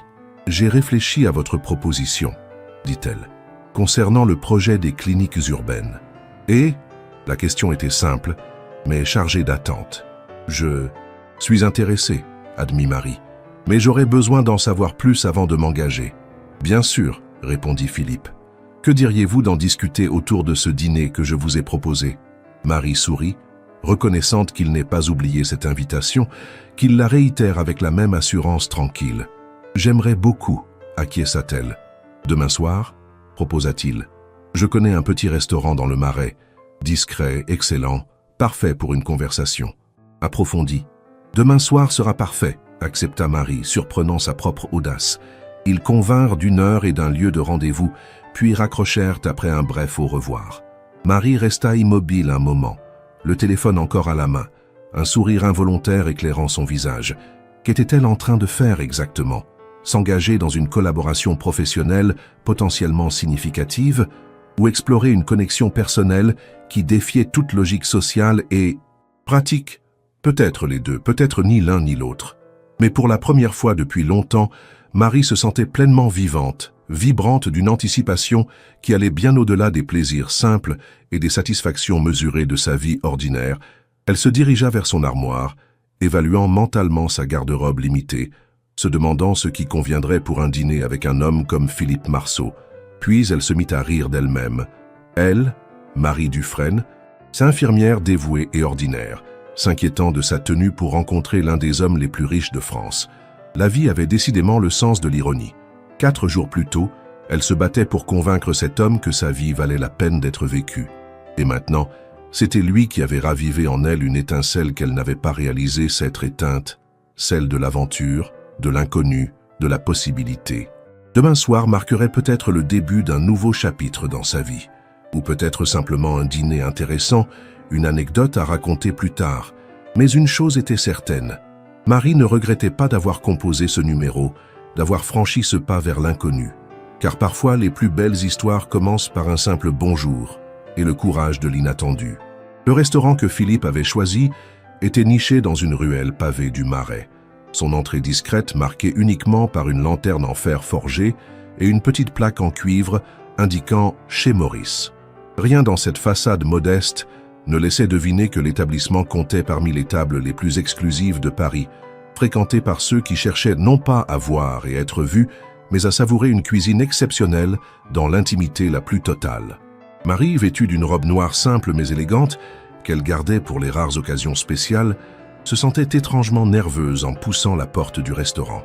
Ce n'était pas son monde, ces lieux où les puissants se retrouvaient loin des regards, où les décisions qui façonnaient le destin de milliers de personnes se prenaient entre une bouchée de foie gras et une gorgée de vin millésimé. Un maître d'hôtel, à l'allure patricienne, l'accueillit avec une déférence mesurée. « Madame est attendue » demanda-t-il poliment. « Oui, par monsieur Marceau » répondit Marie, surprise par la fermeté de sa propre voix malgré son appréhension. Le visage de l'homme s'éclaira d'une reconnaissance immédiate. « Bien sûr, mademoiselle Dufresne. Monsieur Marceau vous attend dans notre salon privé, si vous voulez bien me suivre. » Marie fut surprise d'entendre son nom. Philippe avait visiblement planifié cette soirée avec soin. Elle suivit le maître d'hôtel à travers la salle principale, notant au passage l'atmosphère feutrée, les conversations murmurées, la discrétion étudiée du service.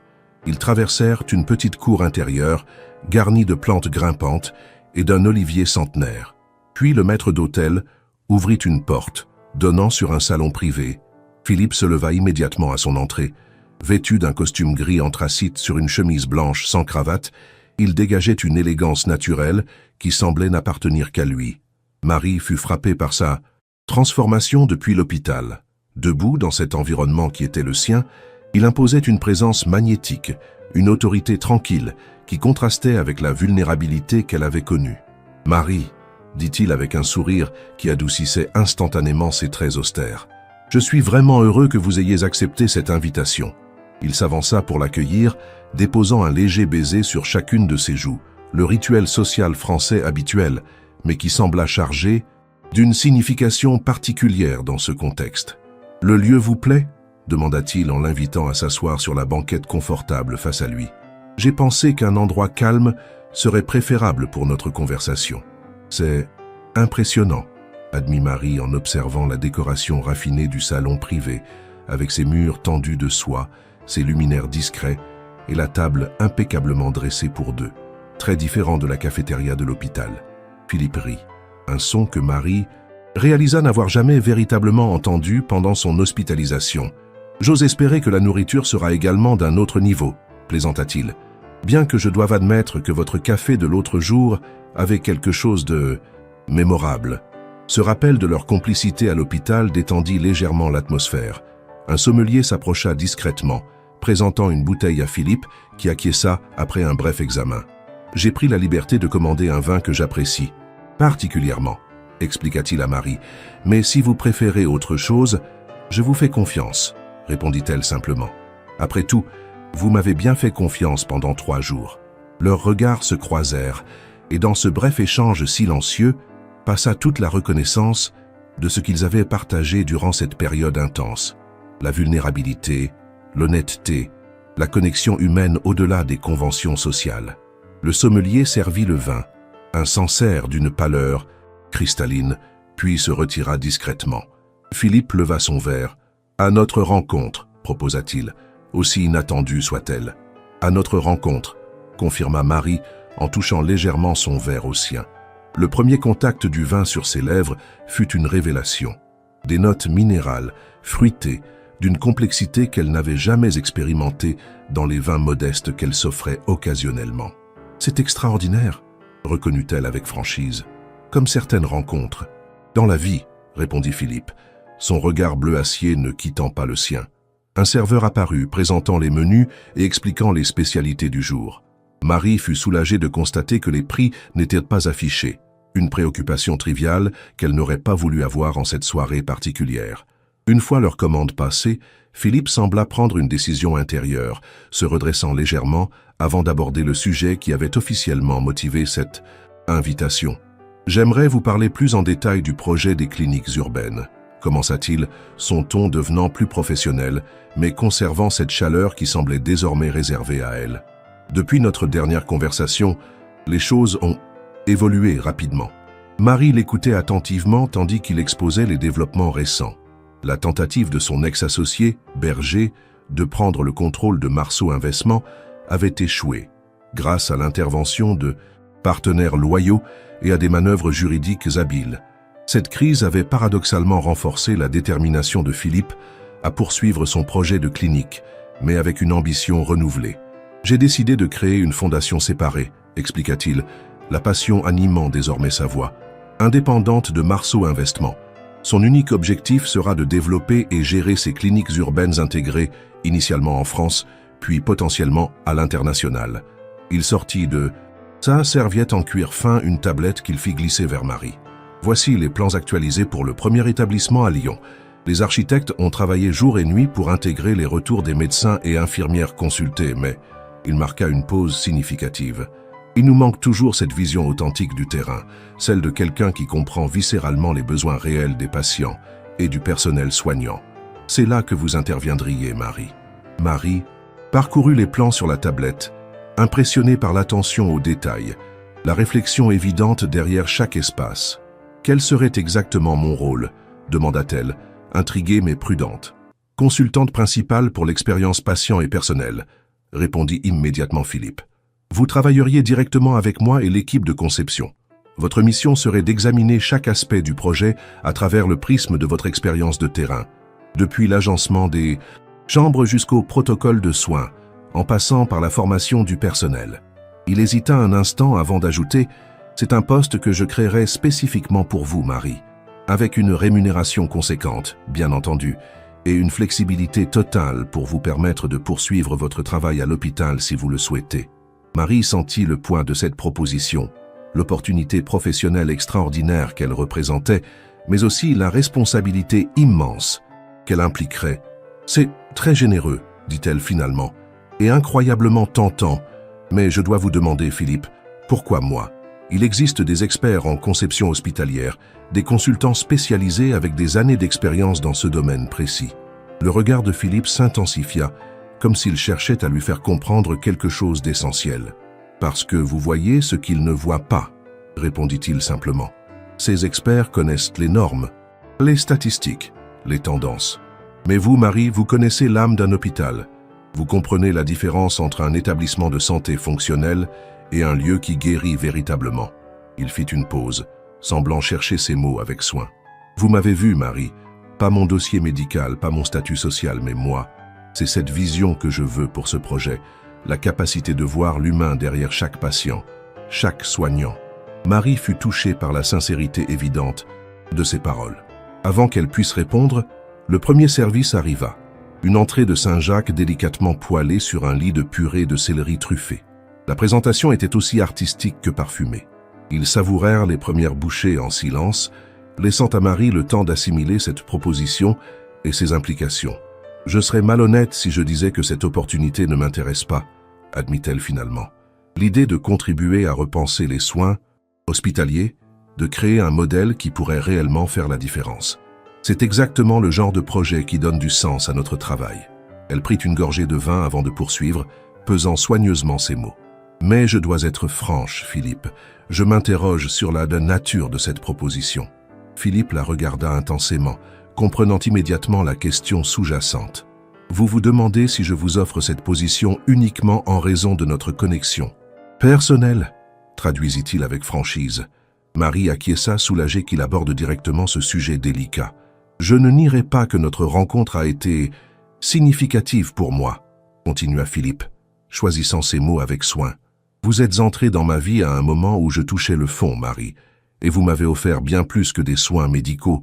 Vous m'avez rappelé ce que signifie être pleinement humain, avec ses vulnérabilités et ses aspirations. » Il prit une respiration avant de poursuivre. « Mais ma proposition professionnelle est entièrement basée sur vos compétences et votre vision. Je sépare complètement les deux aspects. Si vous acceptez ce rôle, vous serez jugé uniquement sur votre contribution au projet, pas sur notre relation personnelle, quelle qu'elle puisse devenir. » Cette dernière phrase flotta entre eux, chargée de possibilités non exprimées.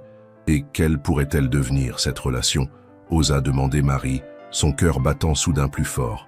Philippe la regarda longuement, comme s'il mesurait la portée de sa réponse. « Je ne sais pas, » admit-il avec une honnêteté désarmante. « Je sais seulement que depuis que j'ai quitté l'hôpital, je n'ai cessé de penser à vous, à nos conversations, à cette connexion que je n'ai jamais ressentie avec personne d'autre. » Il tendit la main à travers la table, effleurant légèrement ses doigts des siens, un contact léger mais électrisant. « Je propose que nous découvrions ensemble ce que cela pourrait devenir.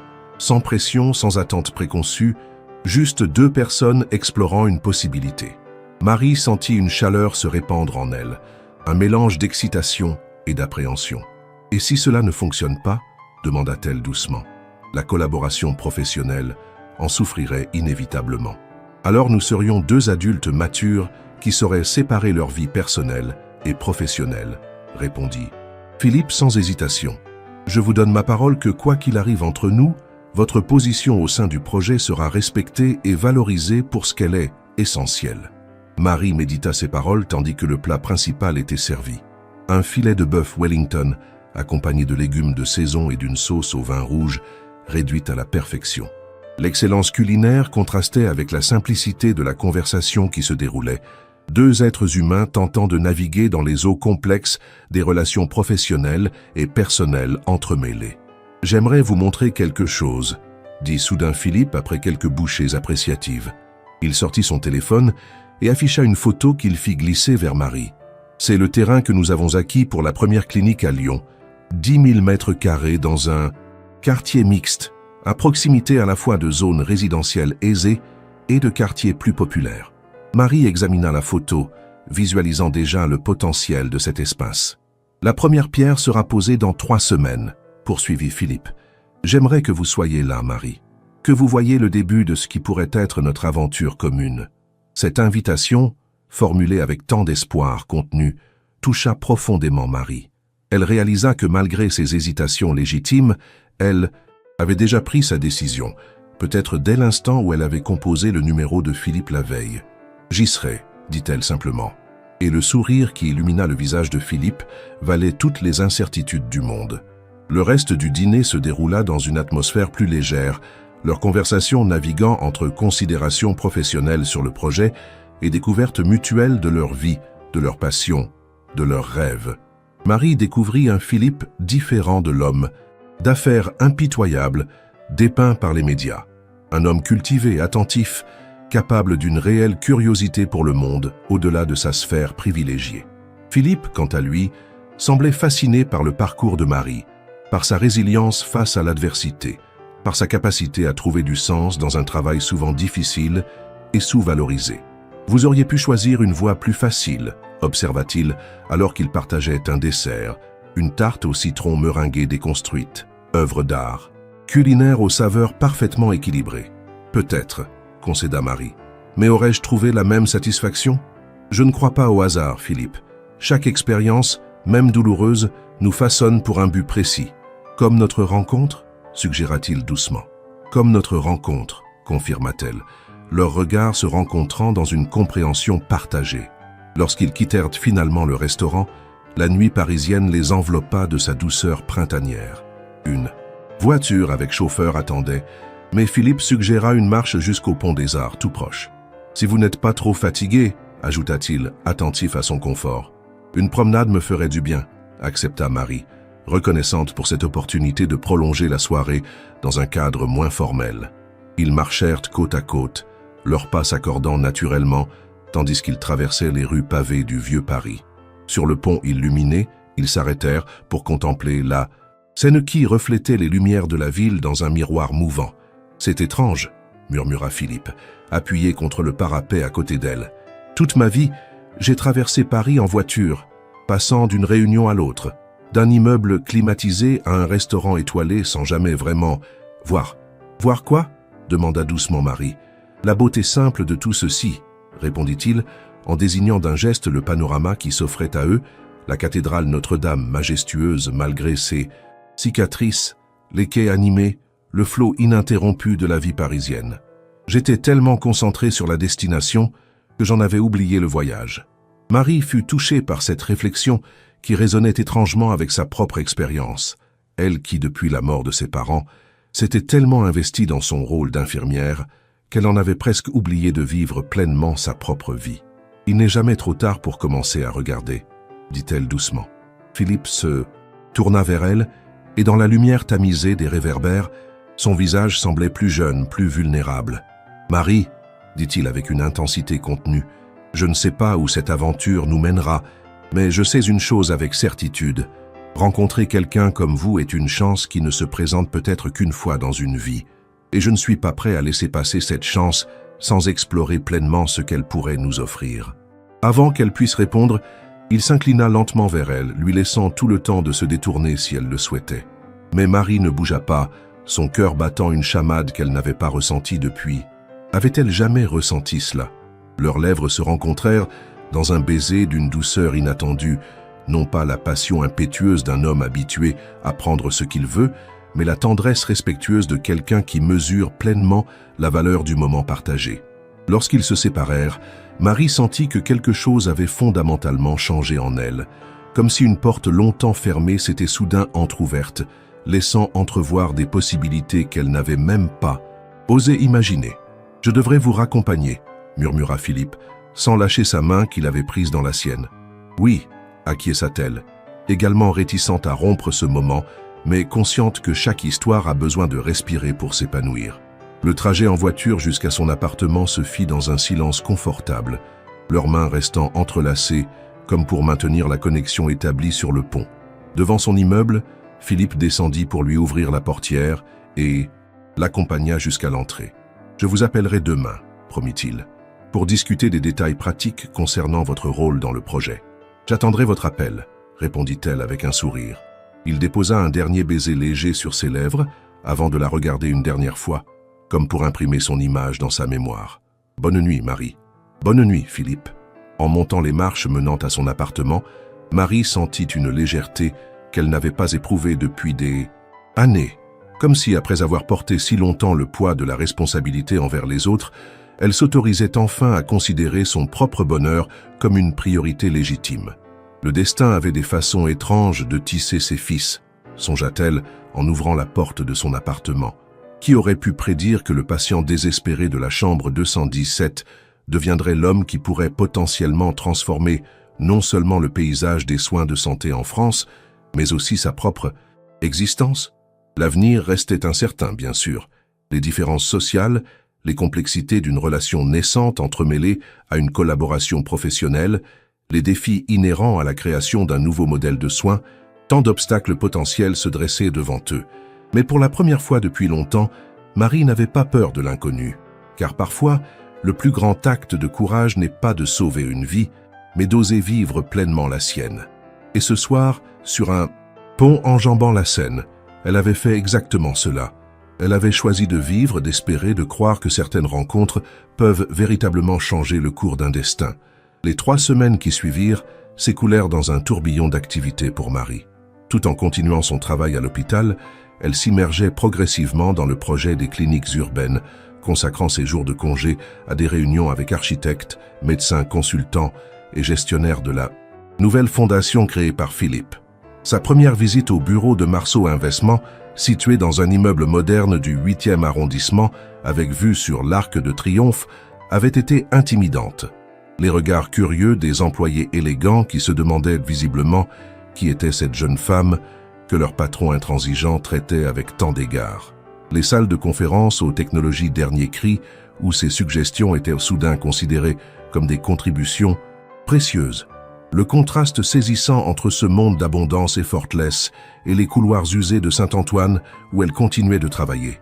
Pourtant, fidèle à sa promesse, Philippe maintenait une séparation claire entre leurs relations professionnelles et personnelles naissantes. Dans les réunions, il la traitait avec le même respect professionnel qu'il accordait aux autres experts, valorisant ses interventions sans favoritisme apparent. Ce n'était qu'après, lors de dîners intimes ou de promenades dans Paris, qu'ils exploraient cette connexion personnelle qui se renforçait jour après jour. Leur relation évoluait lentement, délibérément, chacun conscient de la complexité de leur situation.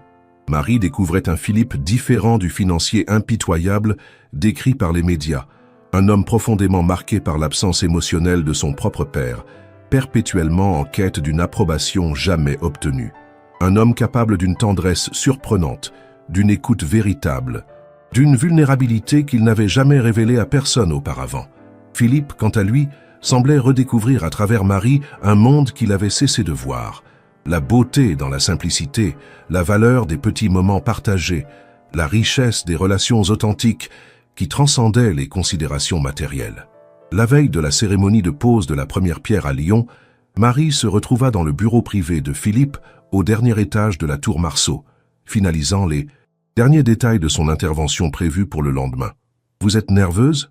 demanda Philippe, remarquant sa tension alors qu'elle relisait ses notes pour la énième fois. « Un peu », admit Marie avec un sourire contraint. « Parler devant des caméras et des officiels n'était pas exactement dans ma description de poste d'infirmière. » Philippe s'approcha, posant délicatement ses mains sur ses épaules pour les masser doucement. « Vous serez parfaite, assura-t-il.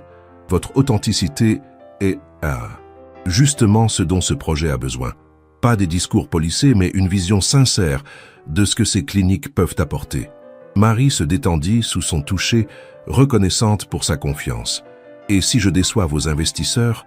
murmura-t-elle, exprimant enfin sa peur sous-jacente. « Si je ne corresponds pas à l'image qu'ils attendent ?» Philippe la fit pivoter sur sa chaise pour qu'elle lui fasse face, s'accroupissant pour être à son niveau. « Marie, écoutez-moi, » dit-il avec une intensité tranquille. « Ces investisseurs ont placé leur confiance en moi, et je place la mienne en vous. Vous êtes l'âme de ce projet, la personne qui garantit que nous ne perdrons jamais de vue notre mission essentielle, créer des établissements de santé centrés sur l'humain, pas sur les profits. » Il prit ses mains dans les siennes, les serrant doucement. « Je ne vous demande qu'une chose demain, d'être vous-même. La femme passionnée, intelligente et profondément humaine qui m'a rappelé pourquoi la vie vaut la peine d'être vécue. » Ces paroles, prononcées avec une sincérité évidente, réchauffèrent Marie jusqu'au plus profond de son être. Pendant ces 3 semaines, leur relation s'était approfondie d'une manière qu'elle n'aurait jamais cru possible, chaque conversation, chaque moment partagé renforçant cette connexion initiale qui les avait surpris tous les deux. « Merci », dit-elle simplement, sachant qu'il comprendrait tout ce que ce mot contenait. Il se redressa, déposant un baiser léger sur son front. « J'ai quelque chose pour vous », annonça-t-il, se dirigeant vers son bureau pour en sortir un écrin plat en cuir bordeaux. « Philippe », commença Marie, soudain mal à l'aise à l'idée d'un cadeau potentiellement extravagant. « Ce n'est pas ce que vous pensez », sourit-il, devinant son appréhension. « Ouvrez-le. » Marie souleva délicatement le couvercle pour découvrir une broche en argent finement ciselée représentant un caducée, le symbole médical entrelacé avec une branche d'olivier. « C'est magnifique », murmura-t-elle, touchée par la sobriété élégante du bijou. « C'était celle de ma mère », expliqua Philippe, sa voix légèrement teintée d'émotion. « Elle était médecin avant d'épouser mon père et de renoncer à sa carrière pour se consacrer à sa famille et aux œuvres caritatives. Je pense qu'elle aurait aimé que vous la portiez demain, pour cette nouvelle aventure qui mêle médecine et humanisme. » Marie fut profondément émue par ce geste, non pas pour la valeur matérielle de l'objet, mais pour sa signification, l'héritage qu'il représentait. « Je serais honorée de la porter, » dit-elle doucement. Philippe sourit, visiblement soulagé par sa réaction. « Le jet décollera à 9 h demain matin, dit-il, revenant à des considérations pratiques. J'ai réservé une suite pour vous à l'hôtel près du site, mais... » Il hésita, une nuance d'incertitude inhabituelle dans sa voix. « Mais, » encouragea Marie, « j'espérais que vous accepteriez de partager ma suite, » acheva-t-il, son regard cherchant le sien. « Rien ne vous y oblige, bien sûr. Je comprendrais parfaitement si vous préfériez. » Marie posa un doigt sur ses lèvres, interrompant sa justification inutile. « J'accepte, » dit-elle simplement. Le sourire qui illumina le visage de Philippe à cet instant valait tous les discours du monde. Ces 3 semaines de patience, de découverte mutuelle progressive, avaient créé entre eux une intimité émotionnelle que Marie n'avait jamais connue auparavant. L'étape physique semblait maintenant naturelle, l'évolution logique d'une connexion qui transcendait déjà les conventions ordinaires. Le lendemain, sous un soleil printanier éclatant, Marie se tenait aux côtés de Philippe, sur l'estrade dressée au milieu du terrain, qui accueillerait bientôt la première clinique urbaine intégrée. Vêtue d'un tailleur bleu ciel, un cadeau de Philippe qu'elle avait finalement accepté pour l'occasion, et arborant fièrement la broche argentée sur son revers, elle écoutait les discours officiels avec un mélange d'excitation et d'appréhension. Le maire de Lyon, des représentants du ministère de la Santé, des investisseurs en costume sombre, tous saluaient l'initiative innovante, vantant ses mérites économiques et sociaux. Puis vint le tour de Philippe, qui s'avança vers le micro avec cette assurance tranquille qui le caractérisait. « Merci à tous d'être présents aujourd'hui pour ce moment significatif », commença-t-il, sa voix posée portant sans effort jusqu'au dernier rang de l'assistance. « Ce projet représente bien plus qu'un investissement financier ou qu'une infrastructure médicale supplémentaire. Il incarne une vision fondamentalement nouvelle de ce que peuvent et doivent être les soins de santé au XXIe siècle. » Il marqua une pause, son regard parcourant l'assemblée, avant de se poser brièvement sur Marie avec une chaleur perceptible. Cette vision n'est pas née dans une salle de conseil d'administration ou dans un cabinet ministériel. Elle est née dans une chambre d'hôpital, la chambre 217 de l'hôpital Saint-Antoine à Paris, pour être précis. Un murmure parcourut l'assistance, intrigué par cette révélation personnelle inattendue de la part d'un homme habituellement si discret. Il y a un peu plus d'1 mois, j'ai eu un accident de voiture qui aurait dû me coûter la vie.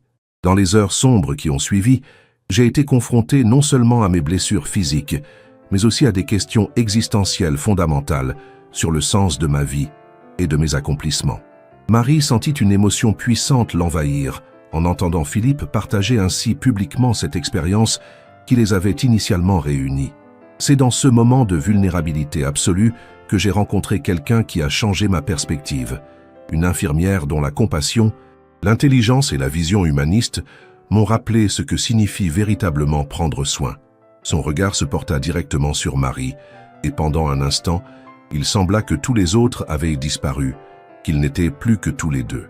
Cette personne m'a montré que la véritable guérison va bien au-delà des protocoles médicaux et des technologies avancées. Elle réside dans la reconnaissance de la dignité inhérente à chaque être humain, dans l'attention aux détails qui font qu'un Patient se sent vu et valorisé, dans la création d'espaces qui nourrissent l'âme autant que le corps. Philippe se tourna à nouveau vers l'audience, sa voix portant maintenant une passion contagieuse. C'est cette philosophie qui anime le projet que nous inaugurons aujourd'hui. Les cliniques urbaines intégrées ne seront pas seulement des établissements médicaux d'excellence. Elles seront des lieux où l'innovation technologique et l'efficacité gestionnaire seront mises au service de l'humain. Pas l'inverse. Les applaudissements fusèrent, et Philippe leva la main pour les apaiser. Et pour vous présenter plus en détail cette vision humaniste qui constituera le cœur battant de nos cliniques, j'ai l'honneur de céder la parole à celle qui en est largement l'inspiratrice, notre directrice de l'expérience patient et personnelle, Mademoiselle Marie Dufresne. Le cœur battant, Marie s'avança vers le micro, portée par les applaudissements polis mais curieux de l'assemblée. Elle croisa brièvement le regard de Philippe, qui lui adressa un sourire d'encouragement avant de s'écarter. « Merci, Philippe », commença-t-elle, sa voix initialement hésitante se raffermissant rapidement. « Bonjour à tous. Contrairement à la plupart des intervenants aujourd'hui, je ne suis ni une experte en finance, ni une spécialiste en gestion hospitalière. Je suis simplement une infirmière qui, depuis 10 ans, vit quotidiennement la réalité du terrain médical. » Elle marqua une pause, parcourant l'assistance du regard. Cette expérience m'a enseigné une vérité fondamentale. Un hôpital n'est pas seulement un bâtiment rempli d'équipements sophistiqués, c'est avant tout un écosystème humain complexe, où chaque détail, depuis la lumière naturelle dans les chambres jusqu'à l'organisation des espaces de travail du personnel, influence directement la qualité des soins et le processus de guérison. Sa voix gagnait en assurance à mesure qu'elle parlait de ce qu'elle connaissait intimement. Dans les cliniques urbaines intégrées, nous repensons fondamentalement cette expérience. Imaginez des chambres conçues non seulement pour faciliter le travail médical, mais aussi pour préserver la dignité et le confort du patient. Des espaces communs qui favorisent la connexion humaine plutôt que l'isolement. Des postes de soins ergonomiques qui réduisent la fatigue du personnel, permettant ainsi une attention plus soutenue aux besoins individuels. Elle expliqua ensuite comment la technologie serait intégrée de manière invisible mais efficace, comment l'architecture même des bâtiments favoriserait la guérison, comment les protocoles de soins seraient constamment évalués, non seulement sur des critères techniques, mais aussi humains. Notre vision, conclut-elle avec passion, est de créer des établissements où personne, ni patient, ni soignant, ni famille, ne se sentent comme un rouage interchangeable dans une machine impersonnelle. Des lieux où la technologie sert l'humain, et non l'inverse. Des espaces où la guérison est comprise dans sa dimension holistique, physique, émotionnelle et sociale. Elle termina par des remerciements sincères à tous les partenaires impliqués, mais surtout à Philippe, pour avoir eu le courage de transformer une expérience personnelle difficile en une vision qui pourrait bénéficier à des milliers de personnes. Les applaudissements qui suivirent dépassèrent en enthousiasme tout ce qui avait précédé. Marie regagna sa place, les jambes légèrement tremblantes, mais le cœur rempli d'une certitude nouvelle. Elle était exactement là où elle devait être, contribuant à un projet qui incarnait ses valeurs les plus profondes. La cérémonie se poursuivit avec la pose symbolique de la première pierre, Philippe et Marie côte à côte, maniant la truelle d'argent sous les flashs des photographes. Puis vint le cocktail networking, où Marie fut surprise de constater à quel point son discours avait touché les investisseurs et officiels. Plusieurs, venant la féliciter personnellement pour sa vision rafraîchissante et son authenticité bienvenue. « Vous voyez, » murmura Philippe à son oreille pendant un bref moment où ils se retrouvèrent seuls, « je vous avais dit que vous seriez parfaite. » Elle lui sourit, reconnaissante pour sa confiance, mais aussi consciente que quelque chose d'important s'était produit aujourd'hui. Elle avait trouvé sa voie dans ce nouveau rôle, comprenant qu'elle pouvait véritablement faire une différence à une échelle qu'elle n'aurait jamais imaginée auparavant. Plus tard ce soir-là, dans la suite luxueuse de l'hôtel avec vue sur le Rhône, Marie se tenait devant la baie vitrée, contemplant les lumières de la ville qui s'allumaient progressivement dans le crépuscule. Elle sentit Philippe s'approcher derrière elle, ses bras l'enveloppant dans une étreinte tendre. « À quoi pensez-vous » demanda-t-il doucement, son menton reposant légèrement sur son épaule. « À quel point la vie peut être étrange et merveilleuse » répondit-elle, se laissant aller contre lui. Il y a 6 semaines, j'étais simplement une infirmière parmi d'autres, faisant mon possible dans un système imparfait. Et maintenant, vous êtes sur le point de transformer ce système, compléta Philippe. avec votre compassion, votre intelligence et votre détermination. Marie se tourna dans ses bras pour lui faire face, cherchant son regard. Nous le transformons ensemble, corrigea-t-elle. Ce projet est autant le vôtre que le mien. Peut-être, concéda-t-il avec un sourire tendre, mais c'est vous qui lui donnez son âme, Marie. Il caressa doucement sa joue, son regard d'une intensité qui la fit frissonner. Je n'avais jamais imaginé qu'un accident de voiture puisse être le début de quelque chose d'aussi transformateur, murmura-t-il. Pas seulement pour les soins de santé en France, mais pour moi, pour nous. Marie comprit la profondeur de ce qu'il tentait d'exprimer, comment leur rencontre improbable avait créé une nouvelle trajectoire pour leurs deux vies, comment ce projet professionnel s'entremêlait désormais à une histoire personnelle tout aussi significative. Parfois, dit-elle doucement, les plus beaux commencements naissent des moments les plus sombres. Leurs lèvres se rencontrèrent dans un baiser qui scellait non seulement leur connexion personnelle, mais aussi leur engagement commun envers une vision plus grande qu'eux-mêmes. Cette nuit-là, dans l'intimité de la suite, baignés par les lumières de Lyon, ils s'abandonnèrent enfin pleinement l'un à l'autre, leur corps célébrant ce que leurs âmes avaient déjà reconnu. Ils s'étaient trouvés, contre toute attente, au moment précis où ils en avaient le plus besoin. Le destin avait des voies mystérieuses, songea Marie avant de s'endormir dans les bras de Philippe.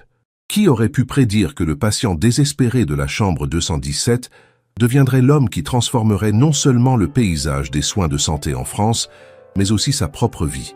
Que son simple geste professionnel, refuser de laisser un patient abandonné, aurait des répercussions aussi profondes sur tant de vies, y compris la sienne.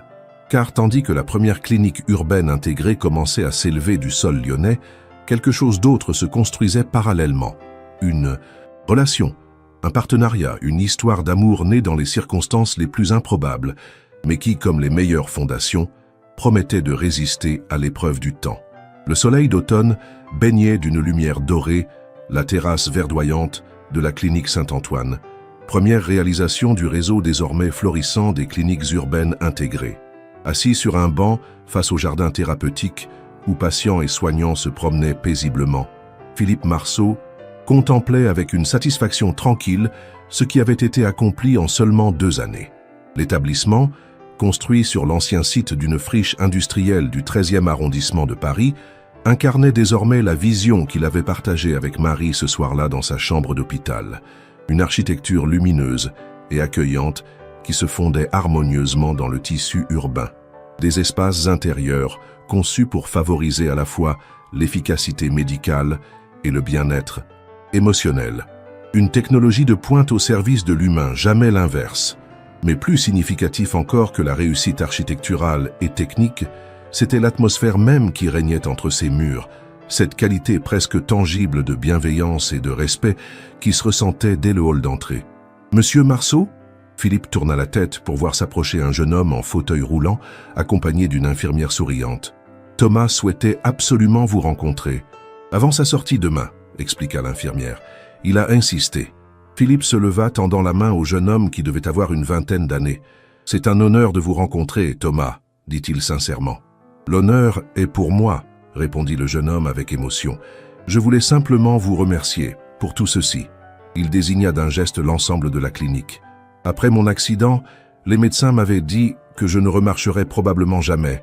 Mais ici, on ne m'a jamais traité comme un cas désespéré. Jamais comme un diagnostic sur pattes.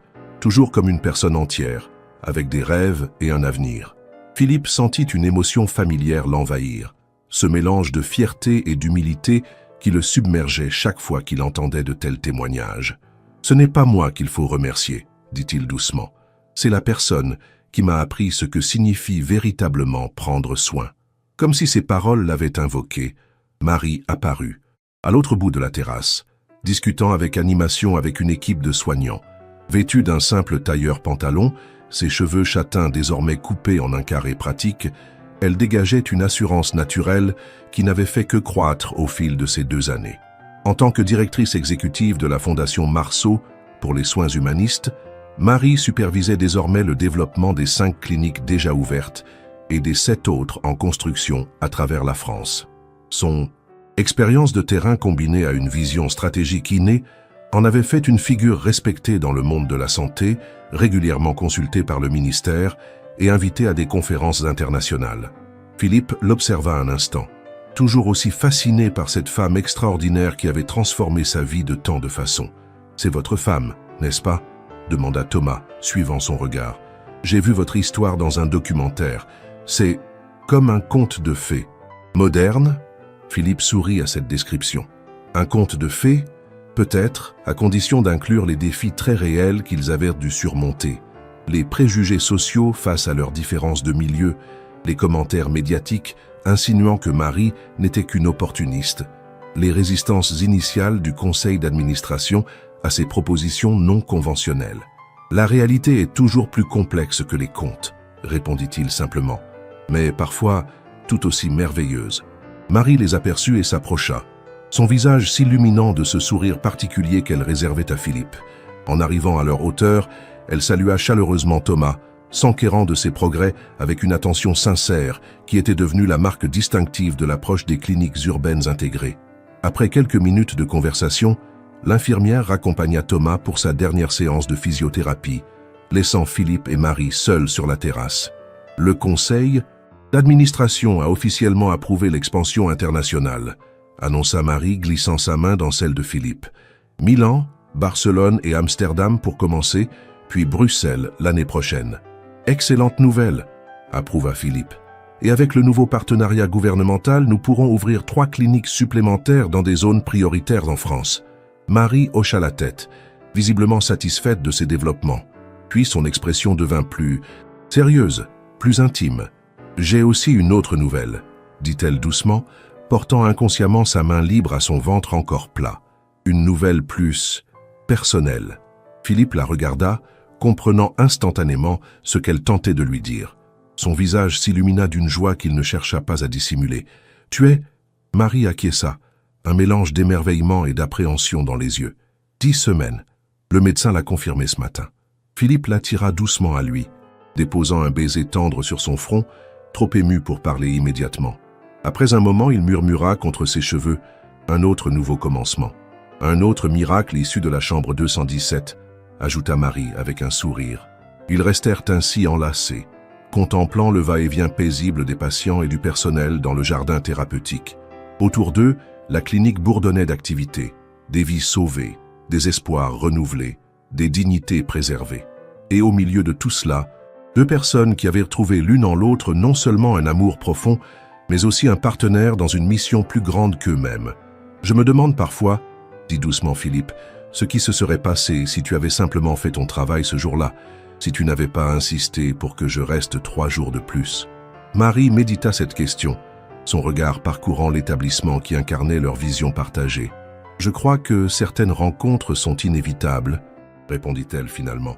Peut-être pas au même moment ou dans les mêmes circonstances, mais inévitables tout de même. Comme si l'univers conspirait pour réunir certaines âmes qui ont quelque chose d'essentiel à s'apporter mutuellement. Philippe sourit, touché par cette perspective. « Tu deviens philosophe, Madame Marceau. »« J'ai eu un bon professeur, » répliqua-t-elle, se haussant légèrement pour déposer un baiser léger sur ses lèvres. Tandis que le soleil commençait sa descente sur Paris, baignant la terrasse d'une lumière dorée, Philippe et Marie restèrent un moment de plus à contempler leur création commune, tant la clinique qui se dressait devant eux que l'avenir qui s'ouvrait, plein de promesses, avec cette nouvelle vie qui grandissait déjà entre eux. Car parfois, les plus grandes transformations commencent par les gestes les plus simples.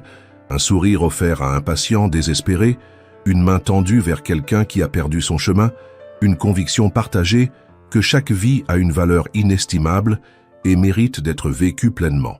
Et parfois, ces gestes simples créent des vagues qui transforment non seulement des vies individuelles, mais aussi des systèmes entiers, rappelant à tous que derrière chaque progrès technologique, chaque innovation médicale, chaque avancée institutionnelle, se trouve l'élément le plus fondamental et le plus puissant de tous, la capacité humaine à se soucier profondément les uns des autres.